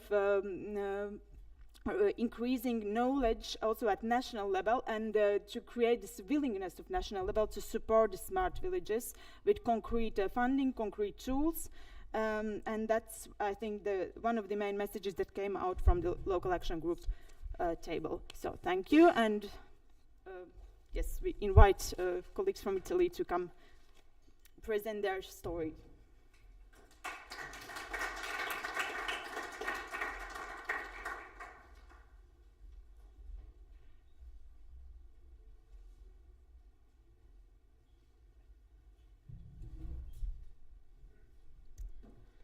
So, okay, good morning. First of all, thank you for inviting my colleague Emilia and myself to try to explain how we are trying to support smart villages under the new CAP strategic plan, and with other policies maybe. But let me take a little step back and tell you from where we try to start. Until now, we haven't had a very extensive experience about smart village strategies, smart village implementation. We have some sparse experiences around Italy. Austana is maybe the most famous of them all, because we have small projects by local association or other actors, like, of course, municipalities of a group or municipalities. We could find some Interreg projects by, let's say, mountain communities, not only mountain communities, but for example, we found some cooperation projects that looked like something trying to be smart, and many legs integrated projects. Not with what we lacked, what we were missing, it's coordinated vision about the smart villages approach. Let me just tell you about something about these legs integrated projects, a specific example, recent one, quite recent, but it's just started, seemed to start working properly from the very beginning, and this community regeneration projects experience by the legs in Tuscany, together with the regional administration of Tuscany. It started with the COVID-19, with the pandemic emergency, and try to find out a way to react immediately to the effects of the pandemic in the marginal areas of Tuscany. But it soon broadened up into a more expanded public-private, not proper cooperation, but just integrated action at local level to support the development. Well, ecosystem services, maybe it's a strong word, but that was the target. That was the goal in their mind. There were these 7 intervention themes. Cooperation is a typing mistake. Where the small partnership at the very local level, municipalities, a group of municipalities, private actors inside the municipalities, try to present an idea of the development project or strategy, and the leg guides the partnership in drafting the actual project and guide the partnership throughout all the process and the implementation of the final project. So with this idea in mind, when we as national network we have been asked to design a proper smart village intervention inside the new strategic plan, we started with this idea in mind and tried to build the intervention around this idea. So we draft the intervention in the logic framework of the CAP inside the specific objective 8 and under cooperation. And as you can see, the title of the intervention is not just smart village strategies, but it's cooperation for smart villages and local and rural development. It's a kind of compromise. We organized it around these 4 cooperation areas. These are just the names. Inside every area, there's a lot of possibilities and a lot of things that can be done. And one area doesn't exclude the others. A smart village strategy or a cooperation project can be built around one or more than one of these themes. So the intervention itself, this is the very brief summary. We started with the main objective. I don't want to read it but this is the main objectives. And the beneficiaries can be newly established or already established partnerships, public, private, mixed. We just identify a lead partner. The only thing is that if it's an existing partnerships, then the activity, the project, the strategy must be something new, not something already in place and that you start to finance with this one. No.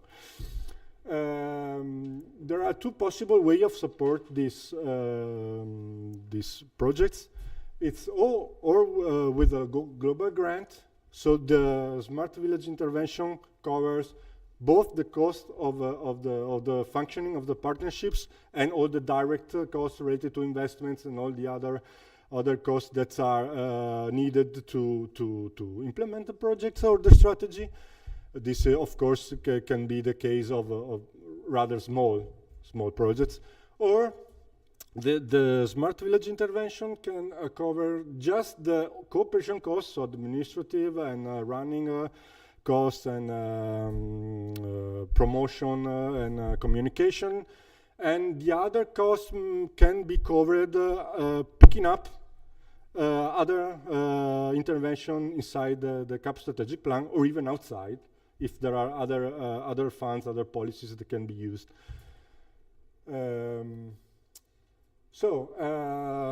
Our CAP implementation is at regional level. So we have one strategic plan, but we have 21 fine-tunings of the strategic plan.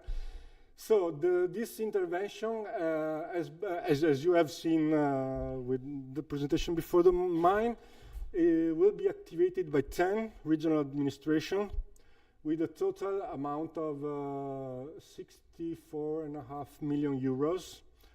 And with this output indicator of 323 operations. This doesn't mean that we plan to have 323 smart village strategies in Italy.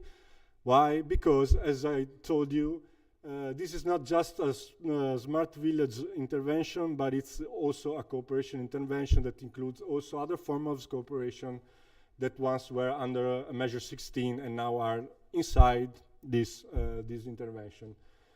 And of course, the regional administrations can choose to adapt or limit the scope of the intervention or the eligible costs, the type of beneficiaries and so on. And some of them have done this. But this intervention can be also be included in the local development strategies of the LEGs. And all 21 Italian regions allowed their LEGs to do so if they wish.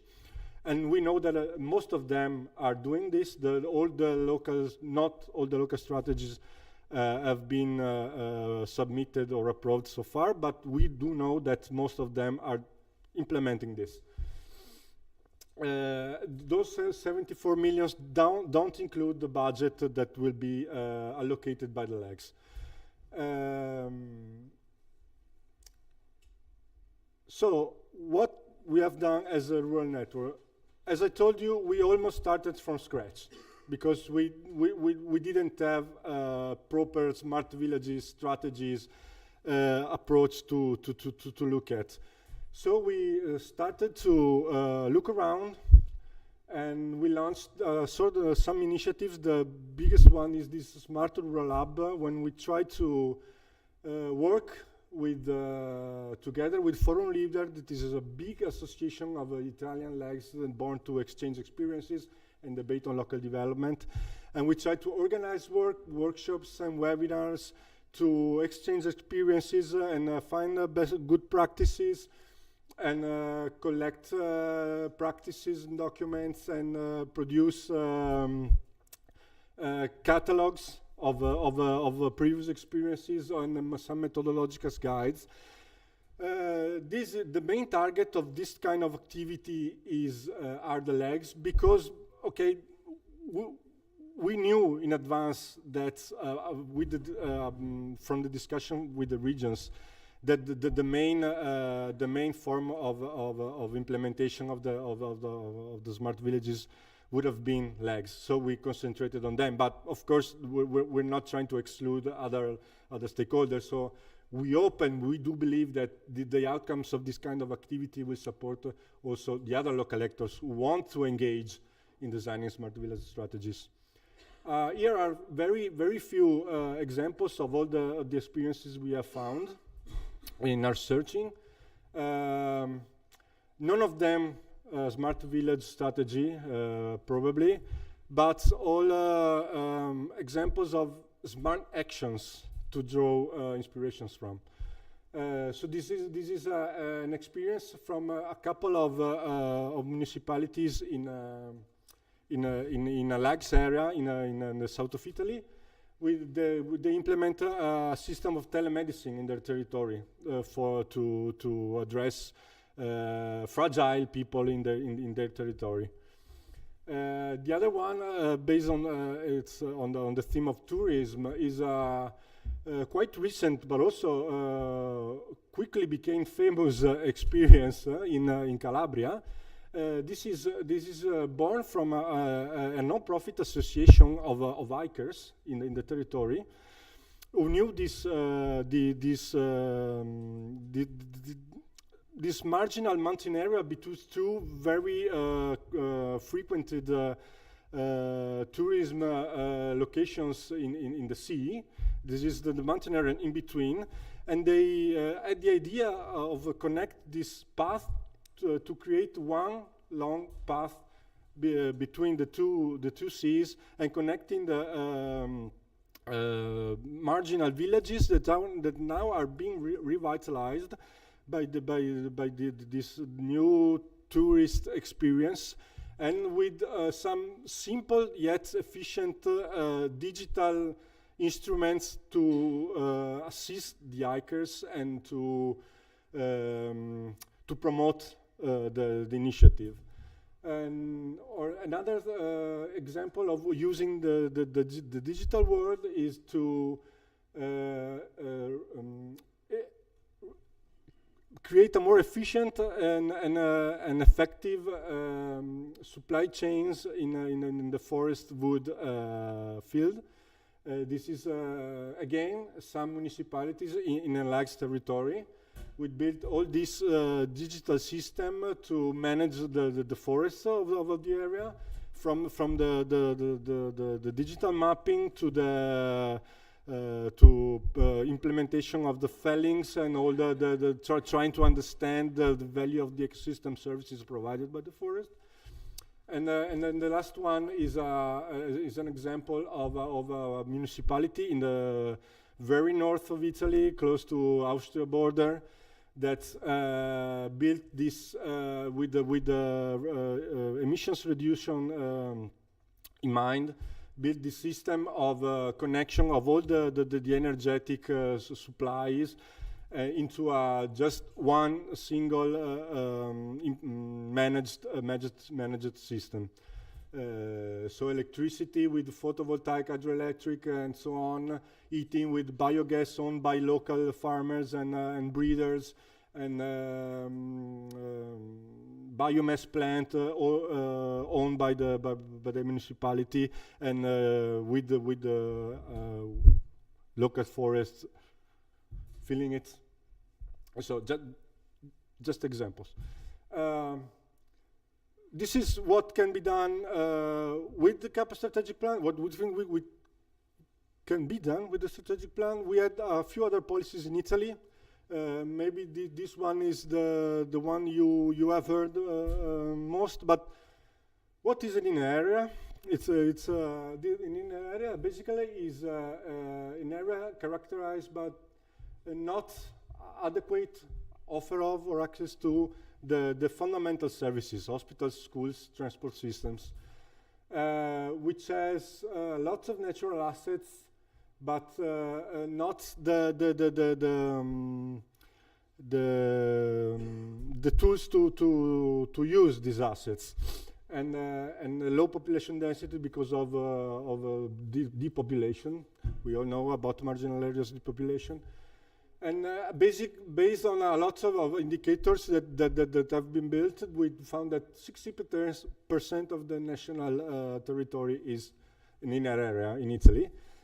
So they built this kind of integrated plan that started back in 2012, and it took a long process to be implemented.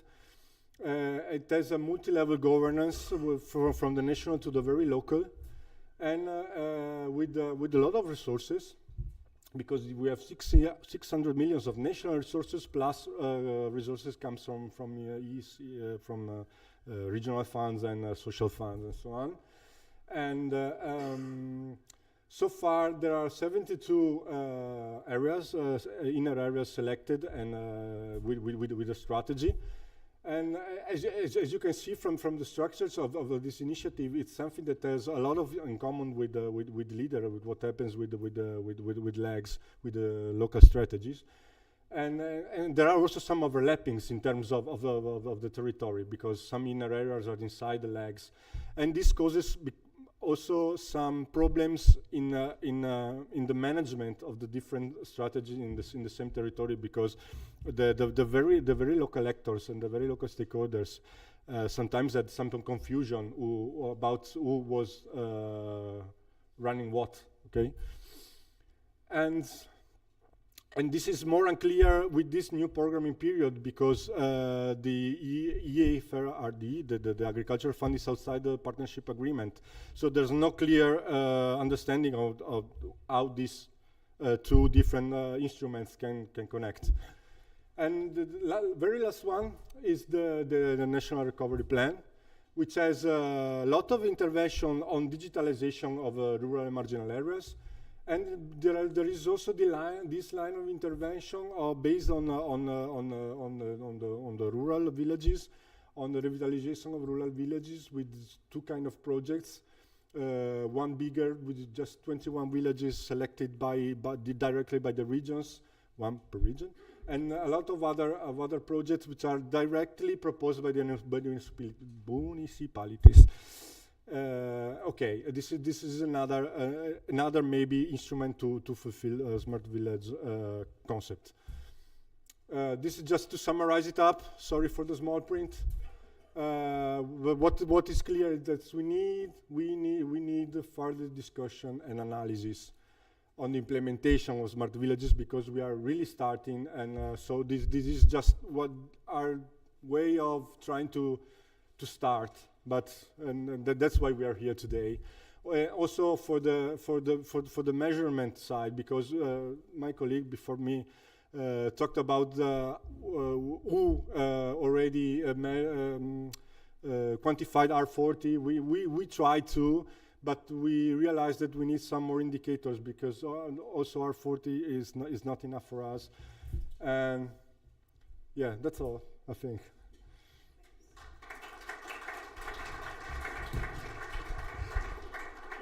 Thanks, Katrina and Filippo. And with that, I pass it on to Maria Pianezzola. Do I pronounce it correctly? From Piedmont region, and then we will have a bit of discussion. Well, just okay.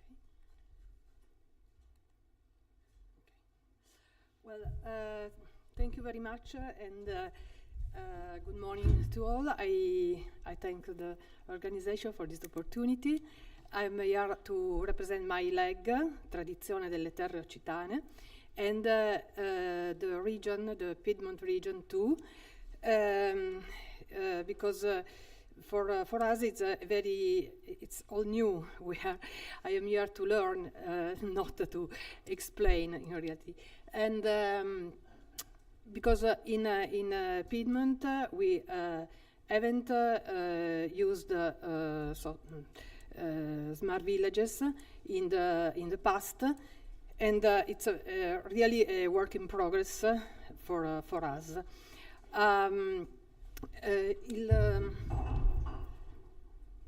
The Minister of the Network explained very well all the contents about smart village. So I take you just a few minutes to describe what Piedmont region choose to apply about this thematic. So the Piedmont region has identified local action groups as suitable entities to support the policy for the creation of smart villages. And the region doesn't use the policy directly, only by legs in this program 2023-27. It's very, very important. It's also heavy for us because we must learn everything. We have just some experience in Piedmont, just one, Ostana, which is a point very, very important for us. But all and some lakes take part to initiative of the network, the rural network. Now, Piedmont region is made the call to choose the lakes, and we have allocated 2 leaders for this period, 51 million of euros. In Piedmont we have 14 lakes. I go on, and all the lakes take part to an association, Asso Piemonte, which is very important. In the list of possible intervention in the framework of the measure for our strategy, SAG 07 is very, very important. And the contents you know. And the smart village strategy of the lakes will refer to the following these thematic, these themes: cooperation for food systems, supply chains, and local markets. And region is working a lot about this thematic, as also a district dedicated to this question. This problematic, cooperation for rural tourism, and cooperation for social and economic inclusion and for environmental sustainability. It is a work in progress, and the region try to decide the way to apply smart village in our areas. And in the next period, the implementation of the procedures for support action under like management, also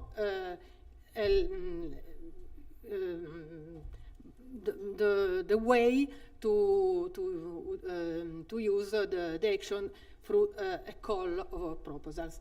I just want to look. Another measure is very important. It's the sub-measure action A3 for supporting action to build smart village. It's a very important preparatory function to promote and to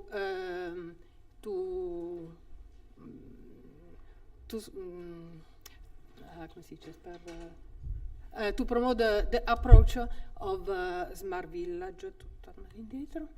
And we have now two ways to for our call. One a call by leg with a single phase to support the establishment of the smart village with 100% contribution, and then support the material and immaterial interventions with the global grant. Or another possibility, but we don't know now, an issuance of a call in two phases. One phase is to support the creation of the smart village and the presentation of the project idea with a 100% contribution, and another phase, the phase 2, reserved to the partnership selected by the phase 1. But I don't know now which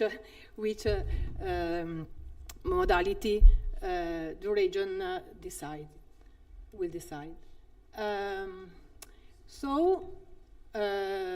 Now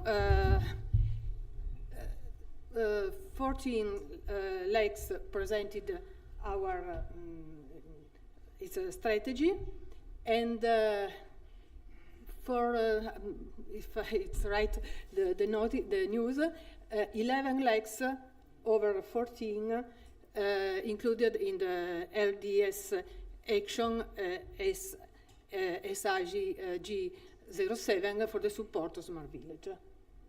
So it's the substance. Okay, thank you very much. Thanks a lot, Maria. Okay, so you heard the full picture. Again, quite a lot of information, but from the European level patterns presented by Katrina to the Italian example, which is a nice combination of a dedicated intervention and leader. But even if it's dedicated intervention, like Piedmont has picked up the dedicated intervention, it's with the support of leader. And then the question we are moving towards is how this kind of approaches actually reach the villages, and we will in a minute hear a few interventions on that one. But I don't know if you have any specific questions to any of these levels. So to us on the CAP analysis, the initial findings, I have to stress that it's still in work in progress, as Katrina put on her slides, the Italian approach or the LEGS approach. So any questions, comments on that from the floor or online? We are checking, I think, that one as well. Yeah, Maria.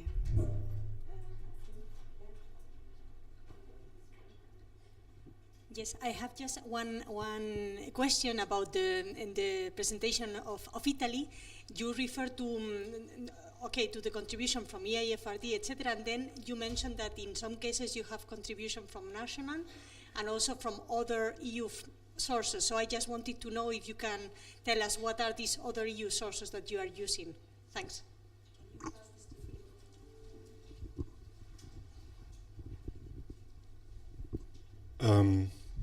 I don't. With reference to the. I don't know how to answer in the sense that, of course, in the CAP strategy plan, of course, the resources are the agricultural fund are those. But what we were trying to say maybe is that if a municipality or a local group of actors is trying to build its own strategy, they can, of course, use this new instrument that we are trying to give them, that is the CAP intervention. But if some of the scope of the national CAP national plan is limited. It has some boundaries. So if they need something else, they can go out and find them elsewhere. It can be some Interreg projects that some territories are doing so. Can be the regional fund or the social fund through the inner areas, calls for tenders. Okay, that was the meaning of using other funds, not other funds inside the strategic plan. Okay, we want to try to stimulate to as far as possible from our side to stimulate and to see which are the possibilities. That's. It was clear. It was just to have this complementary information about the but it was clear in the presentation. Thanks. Thank you. Any other comments, quick questions? No? Okay. So, because we are tight on time, let's move on. So, I pass it on to Ryan, who is from the Southeast Core Partnership, and he will tell how they support communities through their... Yeah. Hi, my name is Ryan Howard, and I'm with a local action group in the south of Ireland called CCAD Partnership. And I won't go through the detail, it's at the end of the presentation, and you'll get a copy of the presentation later on. Like all good presentations, I've made a mistake. So I'm going to ask you the question afterwards. Have you spotted a mistake? Is that okay? Okay. Just one. Okay. Yeah, we're a local action group. If you know the Irish leader system, it's a very dynamic space. We started 30 years ago. I'm 29 years in leader. And we would have started with one person, one body. And most of us have grown. In our organisation, we have 52 full-time professionals now on the ground.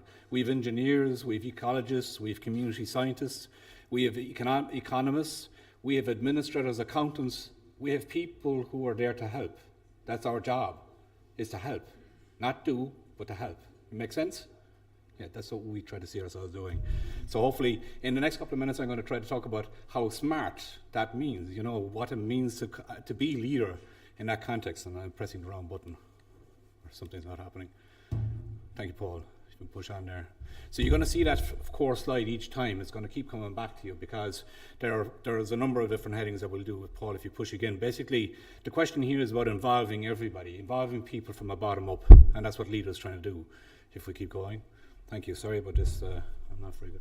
Okay, so leader, the seed, 30-something years ago, the concept of the bottom up, the seed, helping people from within to actually meet top down. There was a fantastic colleague that we had who passed away recently, Michael Dower. Many of you would have met Michael. And Michael always used his hands to show just what it meant. Top down in a strategic fashion, linked. Bottom up in a strategic fashion, linked. It's smart, yeah? And they come together. That's what the hands can do. But when they're missing each other, we find disconnect. So this is all about the connection. And this is all about connecting those fingers, those spaces. If each of those is a village or an area, leader should be the connecting base across those. That's how I see leader. So every little bit counts. No, perfect. Keep going. So it's all about that bottom up. Keep going. Thank you, Paul. Okay, so why, and I suppose more so than ever, those of us who are in leader know that leader in itself has grown 30 years of bureaucracy, 30 years of pressure. It's become sealed up in a lot of challenges, is the best way to put it. But the principles of leader still exist, and more so than ever, we need bottom up. More so than ever in Europe and the world, we need a bottom up reaction. Climate, war, challenges at a community level, youth, mental health. More so than ever, we have to promote and encourage a smart response, a connected response. Make sense? Of course it does. That's the world we're in. But more so than ever, we need to stop and say, how does that come about, Paul? Thank you. So we're back again to where does it begin, Paul? Keep going. Thank you. This is going to move quickly. I know I'm under pressure. Ultimately, I suppose, rural development, and I know I'm speaking to people that know this, It's not given, it's shared. It's up and it's down. It's sideways. It's messy. It's complicated. But you don't give it. You don't come with a policy and say, here's your rural development policy. Florian spoke about it yesterday, the importance of actually listening and taking time and being part of a partnership. Yeah? The word partnership is critical in this process. Paul. So I'm just giving you an example here in terms of one territory within our catchment. Our lag catchment is quite large. I won't go through all the detail, but there's quite a lot of rivers, there's quite a lot of connections. This is one connection. It looks like a river, doesn't it? It's actually a connection, and I think there's about 14 different communities in there. The connection here is a power line and an information network. We're making a connection between these communities in terms of how they connect to each other. Smart thinking isn't just, and I would argue a little bit about the word smart village. It's smart community. Smart rural communities are actually connected, not individual, not separate, not one here and one there. It's actually about these connections. And if we're smart and leader, we think of the region, not individual parts, but the whole lot. And how do we make these connections? A river catchment, an urban city interaction, or in this case, a power line. And the dynamic here is that this power line is causing some conflict. So it's a positive space that people are coming in. Sometimes they're not happy, but it's a positive energy that we can create from that challenge. Paul, keep going. And ultimately, our job in leader is the same job as we always had, to educate, to talk, to animate, to encourage, to develop the capacity. And ultimately, the word plan has to come all the way through this. Because we can't walk away and say, that was a nice conversation. We got to be part of a plan. What are we going to do about it?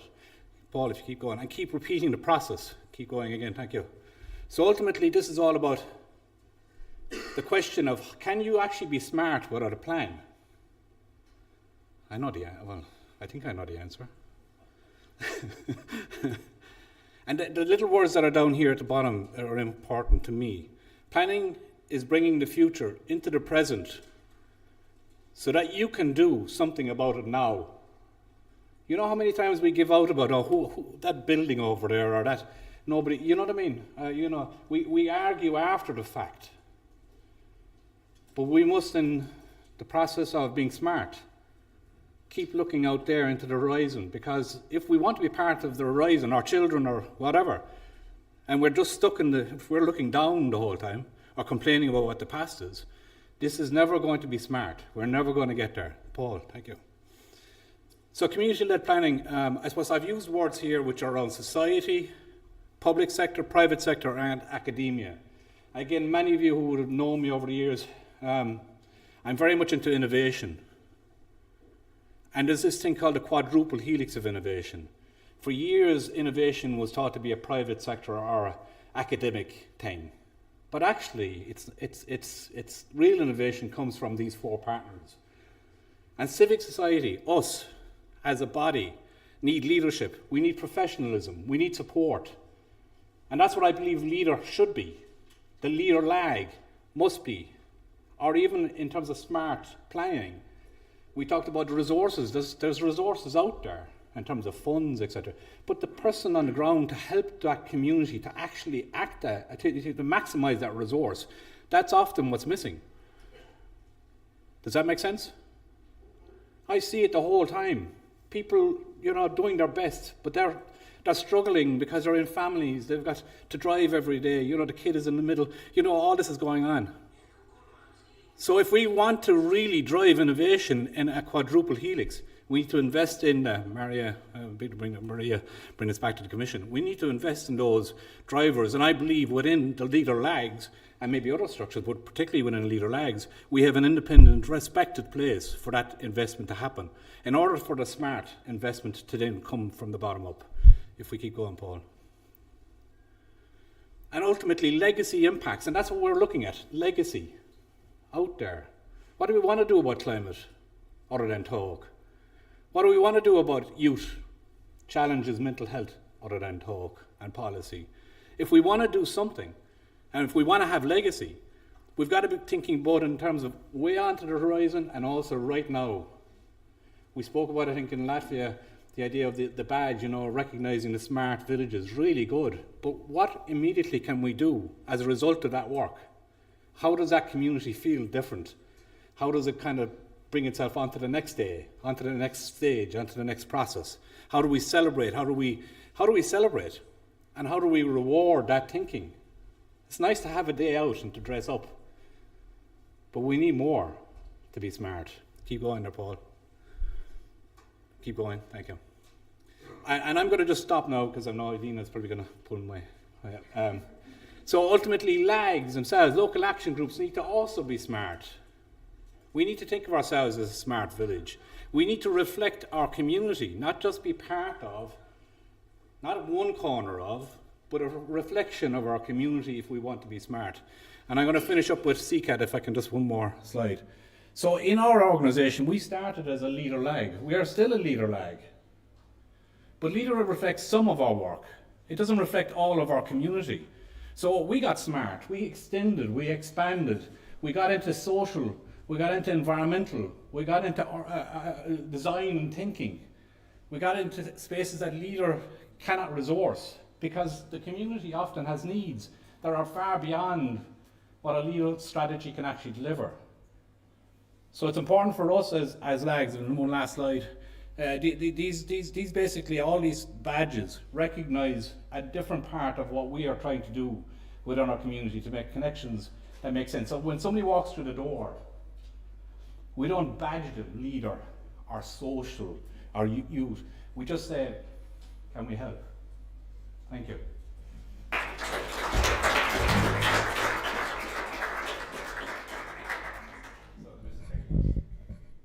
Yeah, I didn't spot the mistake on your slides. We were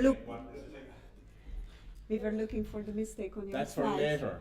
That's for the bar. We can discuss and you can see. Did anybody spot it? Anybody spot the mistake? Peter.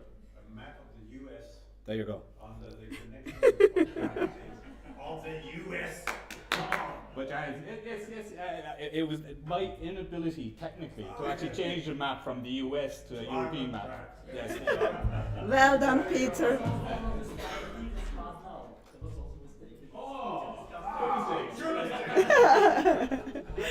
Well done. I think you have to buy a few beers, Ryan, today for the other. Okay, well done. Let's move on. I think we would like to invite Luis Matias. Luis, we worked with already in a smart rural context in Smart Rural 21 as a village mayor. We started off like this, but then he moved into a new position at the regional level, dealing with smart regional strategies and specializational strategies. So this connection probably we will hear about.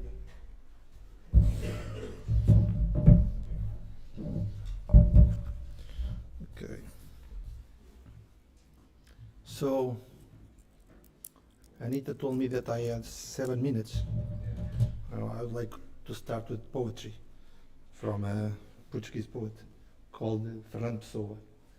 He said, "The value of things is not how long they last, but in the intensity with which they happen." So I will try to be intensive in these 7 minutes.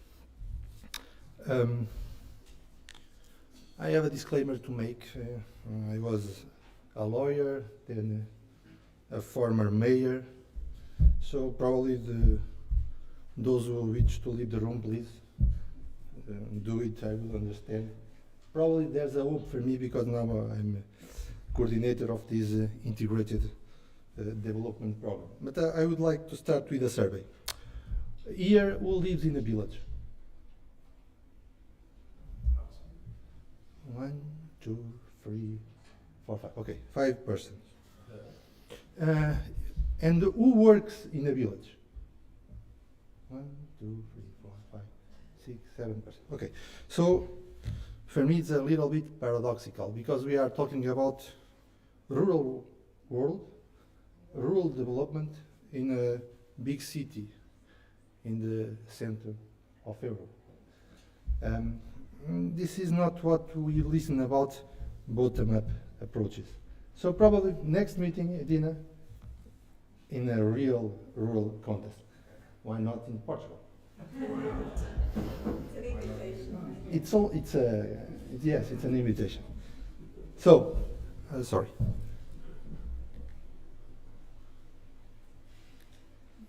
Okay.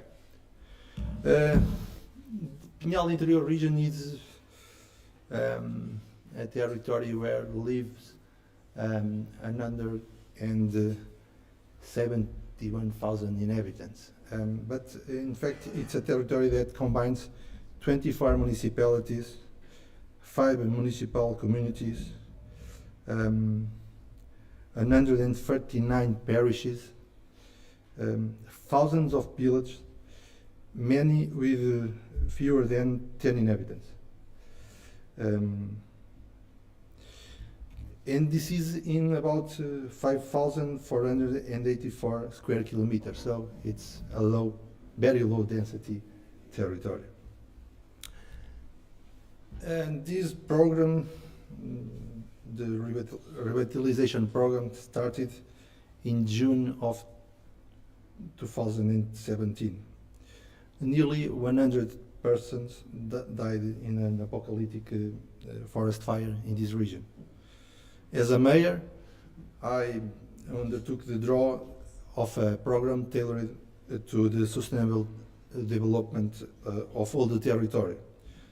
Later in 2018, the government approved my program, and in 2021 and 22 was created the territorial based intervention that I'm now coordinating. So it was a disaster. That was the founding of this program. Some numbers. We have lost 16% of the population in 20 years. We have 393 persons over the age of 60 for every young people under the age of 15. So it's a very aging territory. We have only got 31 persons per square kilometer. It's not here, but another number. The business density, the number of companies per square kilometer, is less than half of the national average. We have only about 6 companies per square kilometer. So we believe that Pinhal Interior could have a vision to make the Pinhal Interior a living laboratory for the development and the experimentation of multi-sector, territorialized and innovative public policies in the national and European context. This is one of the villages that you should visit next meeting in Portugal. So this timeline, in 2018, the Ministers' Council resolution created the Pinhal Interior program. In 2020 and 2021, we have the Minister Council with the 20 transformative projects with an investment perspective of more than 200 million euros. But this is a multi-funding approach where the regional program invests already.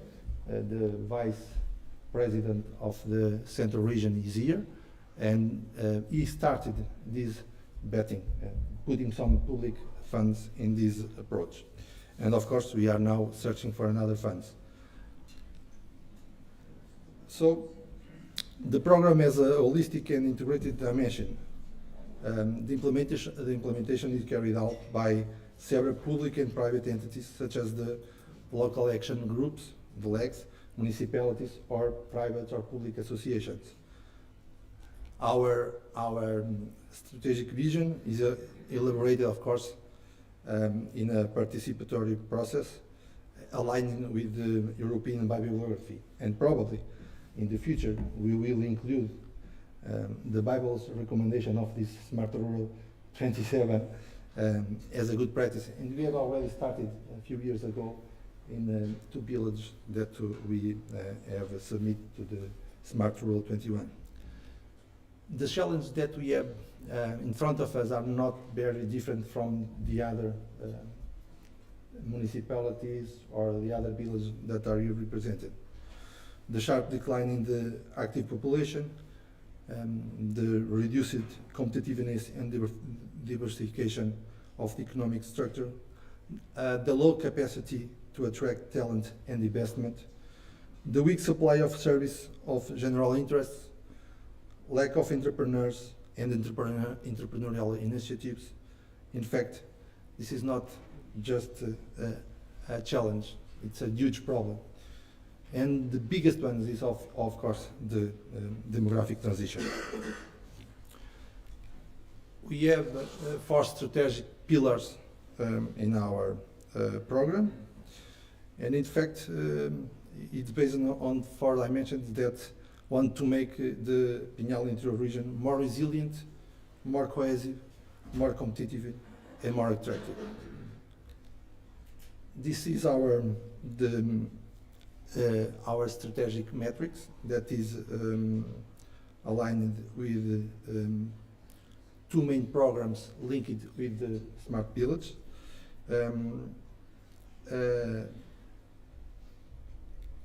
The first one, the Smart Village in Pinhal Interior. Among other operations, you are planning to implement a smart center to provide new service in a rural context, linking with health, smart mobility, or aging. The other one is the Pinhal Interior Village, where, with among another operations, we will develop a rural social innovation hub. The social engineer is probably the biggest challenge that we have in front of us. There's no development without people, and in our territory we have a big lack of people. And engaging enterprises, users, political authorities, research institutions is not easy. It's almost impossible where is no people. So we have to have a big effort to change our demographic issues. I will finish with this development theory. Do you know what's in the picture? It's a duck. Yes. And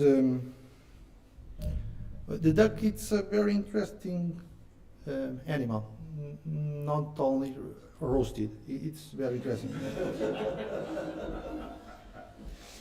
Because, you know, he runs, he walks, he flies, and he swims. But he doesn't do it well, no. And this is one of the biggest problems of our territories. We shouldn't want to be a duck. So we have to choose what we want to be.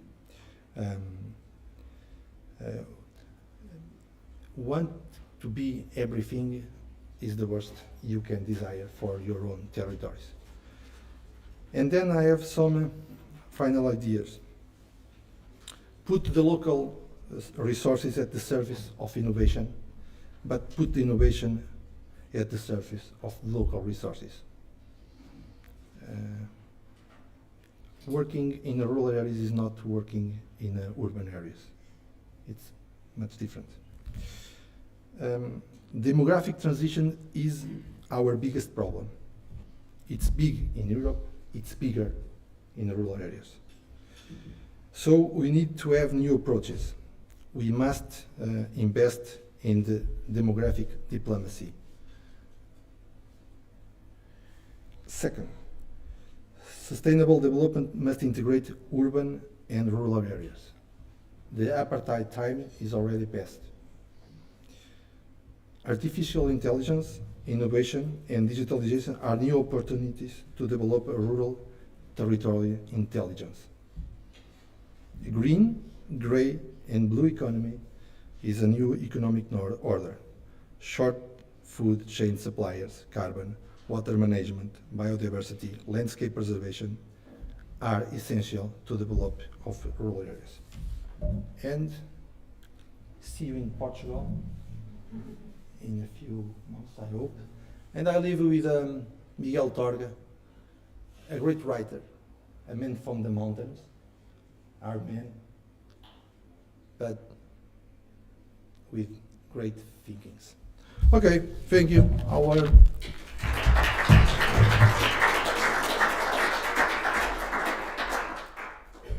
Thank you, Luis. And the last intervention from Fritz Pichler from Stans, please. And then we have a bit of a discussion and conclude. Okay, thank you very much for inviting me. I'm very thankful to be part of our group because on every meeting I go home with some nice ideas to think about. So I think I'm very thankful for that. I want to give you some insights how to bring our strategy down to the ground. So this way. I come from Austria. It's a small village in the eastern part of Austria, right between Vienna and Graz, and we come out more or less out from agriculture and forestry. So our people more or less farmers, but a lot of them work in the high-tech industry. So this is our innovation process. So we have more or less 3 levels, and everything we do in terms of energy, we put on these 3 levels. The first one is social innovation in terms of smart rural. It gives us a very, very good support. In the beginning, we started 10 years ago, more or less, and it was very, very important for us to start. The second one is about participation, co-creation. Reinhard Secker did really a great job.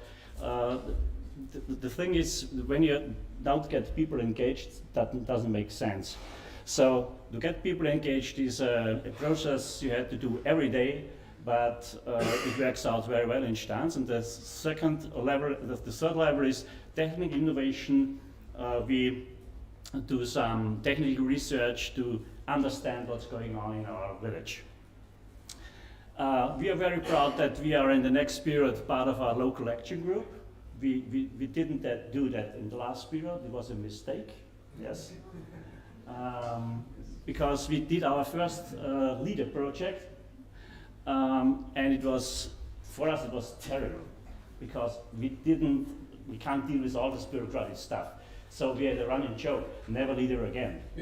But, as I said before, it was a big mistake, because the connections you told before, that's very important to get interconnected with different other ideas, and so we are very proud, and the smart rural sign is part of the concept. So it's good. We have a big project on all this technical innovation. We got 725,000 euro to understand how are our energy flows in terms of heat and electricity. So we have about 50 households. They have a lot of sensors inside, and we are monitoring them for 3 years, and we pretty much know it very well how they deal with their energy. I think that's a big prerequisite to make good decision making, to make good negotiations, and this was very important for us. It was funded by the Austrian Research Promotion Agency, and we will end it next year in June. There's all about data. I don't want to go into detail. The next thing is we have engagement and participation in terms of local energy group. Now we have 81 members. They are very, very active, and they have realized that to be a little bit more independent from energy, from all that stuff which is going on in the big world and influence our energy bills every day, it's very important for them to be a little bit more independent. And the thing is how to do it. Okay, can you hear me? We get a funding for the local Agenda 21, Province of Styria, and Climate and Energy Fund in Austria. So we are very happy to have that. Well, to get people engaged is very, very important. It's a daily work, and it works out pretty well in Stanz. The next big thing we are thinking about is we want to have a currency based on energy. We are working on that topic for 4 years now, and we want to use blockchain technology. And the starting point was actually our Smart World 21 project. We had the idea. This was our, that was one of the studies we do. This is our concept. This was a very nice research on renewable energy communities worldwide. We did it with Ecolis from Power from Greece. He gave us examples, 38 examples, to the same size we are in Stanz. What different type of energy communities are out in the world. And we realized we are not the first one, we are more or less the last one to do that. And this knowledge which is not in internet. Yeah? So you need an expert to talk to him, and this brings us much more forward because we have examples where we can imagine, okay, this would be a nice one for us. It fits us more or less well. We did stakeholder analysis, and we take, on the right side, we take a study with some universities where we think about, is token economics a thing for local problems? And the outcome we will see now. This is a slide I showed the first time. There is a basic equipment for TPIN. TPIN is Decentralized Physical Infrastructure Network. That's the next big thing which comes down to the local level. What we have done. This is at home. So if everyone has a smart meter, we read out that's data online, and we give them an identity. Normally, all the kilowatt which produced by your energy provider, they are anonymous. This is one. This is produced by Fritz 2 weeks ago, and you can buy it for 15 euro cent, for example. So, every member of our community has this encrypted chip, yeah? And we write this down in a protocol, in a blockchain protocol. So everyone in the community has the same information. That's very, very important. Because in this time, not the best negotiation wins. Everyone has the same information. And this one is, this kilowatt goes to a crypto wallet. 1 kilowatt is 1 token. So, when we can exchange exchange electricity, and my neighbor wants a little bit, he can buy it. When I don't need electricity, my neighbor don't need it, you had to give it back to your local provider, energy provider. Now in Austria you get 14 euro cent for it, and it comes back for 40 cent. So we want to have a little bit from the gap.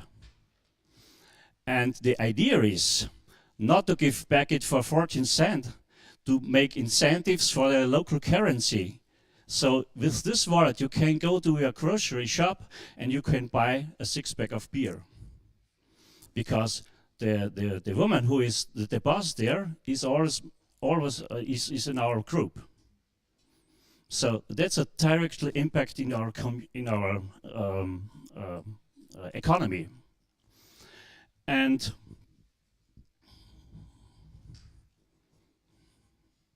we are talking about shared economy. So this physical network is a prerequisite, and we made a lot of effort to do all these ingredients for our recipe, and our recipe produces a shared economy. Collective ownership people like that. Not only some guys who have much money, stakeholders rule them. Everyone is part of the party, and people like that. That's a prerequisite to be a little bit more independent. And this is an economy, and this service fee gives people a little bit amount of money. We did the calculation, and when you have a household about 5,000 kilowatt hour a year, that's a average household. And when you do it in share economy, you can 14 to 40 cent, you can save about 500 to 750 euro a year. So that's not very much money, but that's, for a private perspective, it is a lot of money. And people, so to do this calculation, we want to convince people to be part of our local energy group. That's the reason why we have 81 people. It's about 10% of our households, more or less, 10 to 12%. And we don't need more to spread out our idea. Yeah. So that's the way we is. These are tip-ins. They are not new, but this is all IT. You know. And we try to be the first one to do it on a local level and in a community environment. So our big wish is, it's Christmas time now, to establish a real laboratory, a living lab. Not this technical stuff is about 10 households. They are our test center. We want to scale it up to 250 households. And we want to do it a real distribution of electricity. And there are some, implementation of an autonomous peer-to-peer trading system. That would make sleepless nights to the energy providers, and they don't like our ideas, But now we have a critical balance, and some energy providers are interested in that because they see that's a business, and that's our way how to bring down our strategies. And the big wish is to make a real laboratory, a living lab, because now we have all ingredients to do this business in a very smart way. Thank you.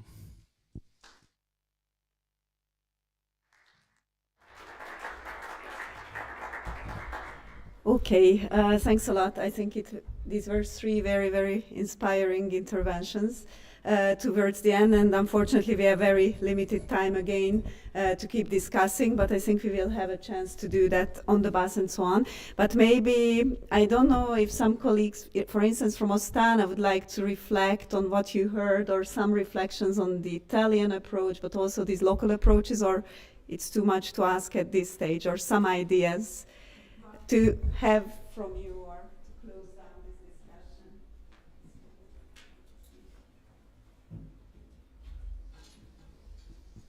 Thank you. But the general idea after these 2 intensive days is that, just because I don't want to show my shoulders to anyone, that if the first phase of a smart ruler gave us a lot of input to start to reflect, I'm so happy to see that this kind of inputs are the new important aspect of the future. So I think that the previous experience of a smart ruler is given to all the states, country, and GAL and LAG, al contrario, LAG, some very concrete inputs of how has to work to be effective in our territory. What I always say as a mayor, that often we have so many good ideas, but it's hard to transform these good ideas in a kind of policy that can really help the territory to be innovative and concrete. And when I'm saying concrete, I mean that we need to find good solution for our citizens. And I'm so happy to see that what we discussed for 2 years in the previous program now is something that is giving, let's say, legs to the new policy and the new kind of and strategy of funds, and the new phase that is now is in a very early phase of 2023, 2027, could be a important and concrete phase for our territory. We really need to have some good policy, good fund, and good strategy. So I'm happy that we work hard, and sometimes when you work on the theory, you feel that you will never see the results when you walk on your municipality. But I really feel that now we have all the elements to transform this 2 years work in something that can really touch the life of our citizens. So I'm really happy about that. I'm really happy to listen that finally the Regione Piemonte will work hard on this direction. And at the national level, there are several, I'm talking about Italy, but there are several regions that are working to give some context to the idea of smart rural villages, because the smart villages can be just a poesy, if we, but are really the chance for our villages to be something new that can really welcome in new inhabitants, new innovative solution for the quality of life of the people that are living in this territory. So I think that we are working on the right path. Thank you, Edina. Thanks a lot. Thanks. So thanks for this, I have to say, closing words. So Silvia and Laura are from Ostana. They were one of our Smart Rural 21 villages as well, and you can learn a lot from them. And I know they have a new vision as well, yet again. So it's worth following up. Unfortunately, we don't have time to keep discussing here because we have achieved the end of this event. So I would like just to close with a few thoughts. So I think what we tried to do, although I know it was a lot of information and very intense, as we heard from many of you yesterday, to show that the kind of support system and funding system needs multiple funds. It's not just LEADER, it's not just a tiny part of policies, it should be bigger. And I think, I know it's challenging at the policy level, but I think the Czech example and other examples, Saxony-Anhalt, French example, I think it showed us that it's possible. So I think we need to dig more deep into that, and we will try to follow up on those where it's I think for me the main message is it's possible. So those member states who feel it's not, I think they can do follow up on those because it's happening in some member states and in some regions. So I think that was one of the key things. The second thing is that we really were happy to engage you, all of you who are here.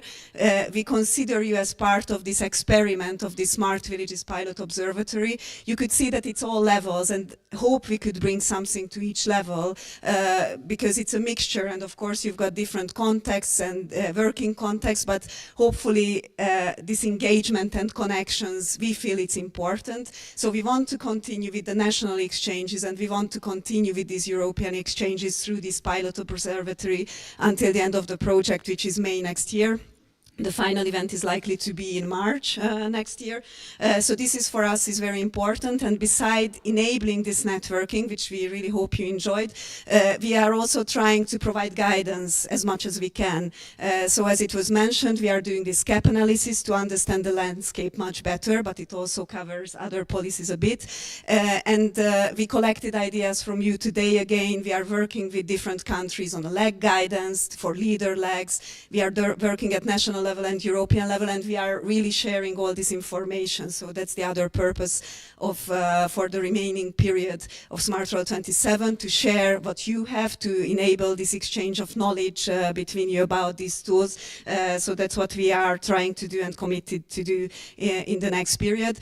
And this last session was really about giving you some inspiration, and I think our speakers were really, for me, again, inspiring, and I appreciate it a lot. I think it's a lot to learn from you how to really make this happen, this engagement, access funding, support the communities from the regional level to the local level, by regions like the Central region in Portugal, by legs like CICAD, and really taking that seriously. I think this connection between the local levels, if you'd like, is again one of the things we wanted to show. And I'm sorry that we had fairly limited time to discuss this further.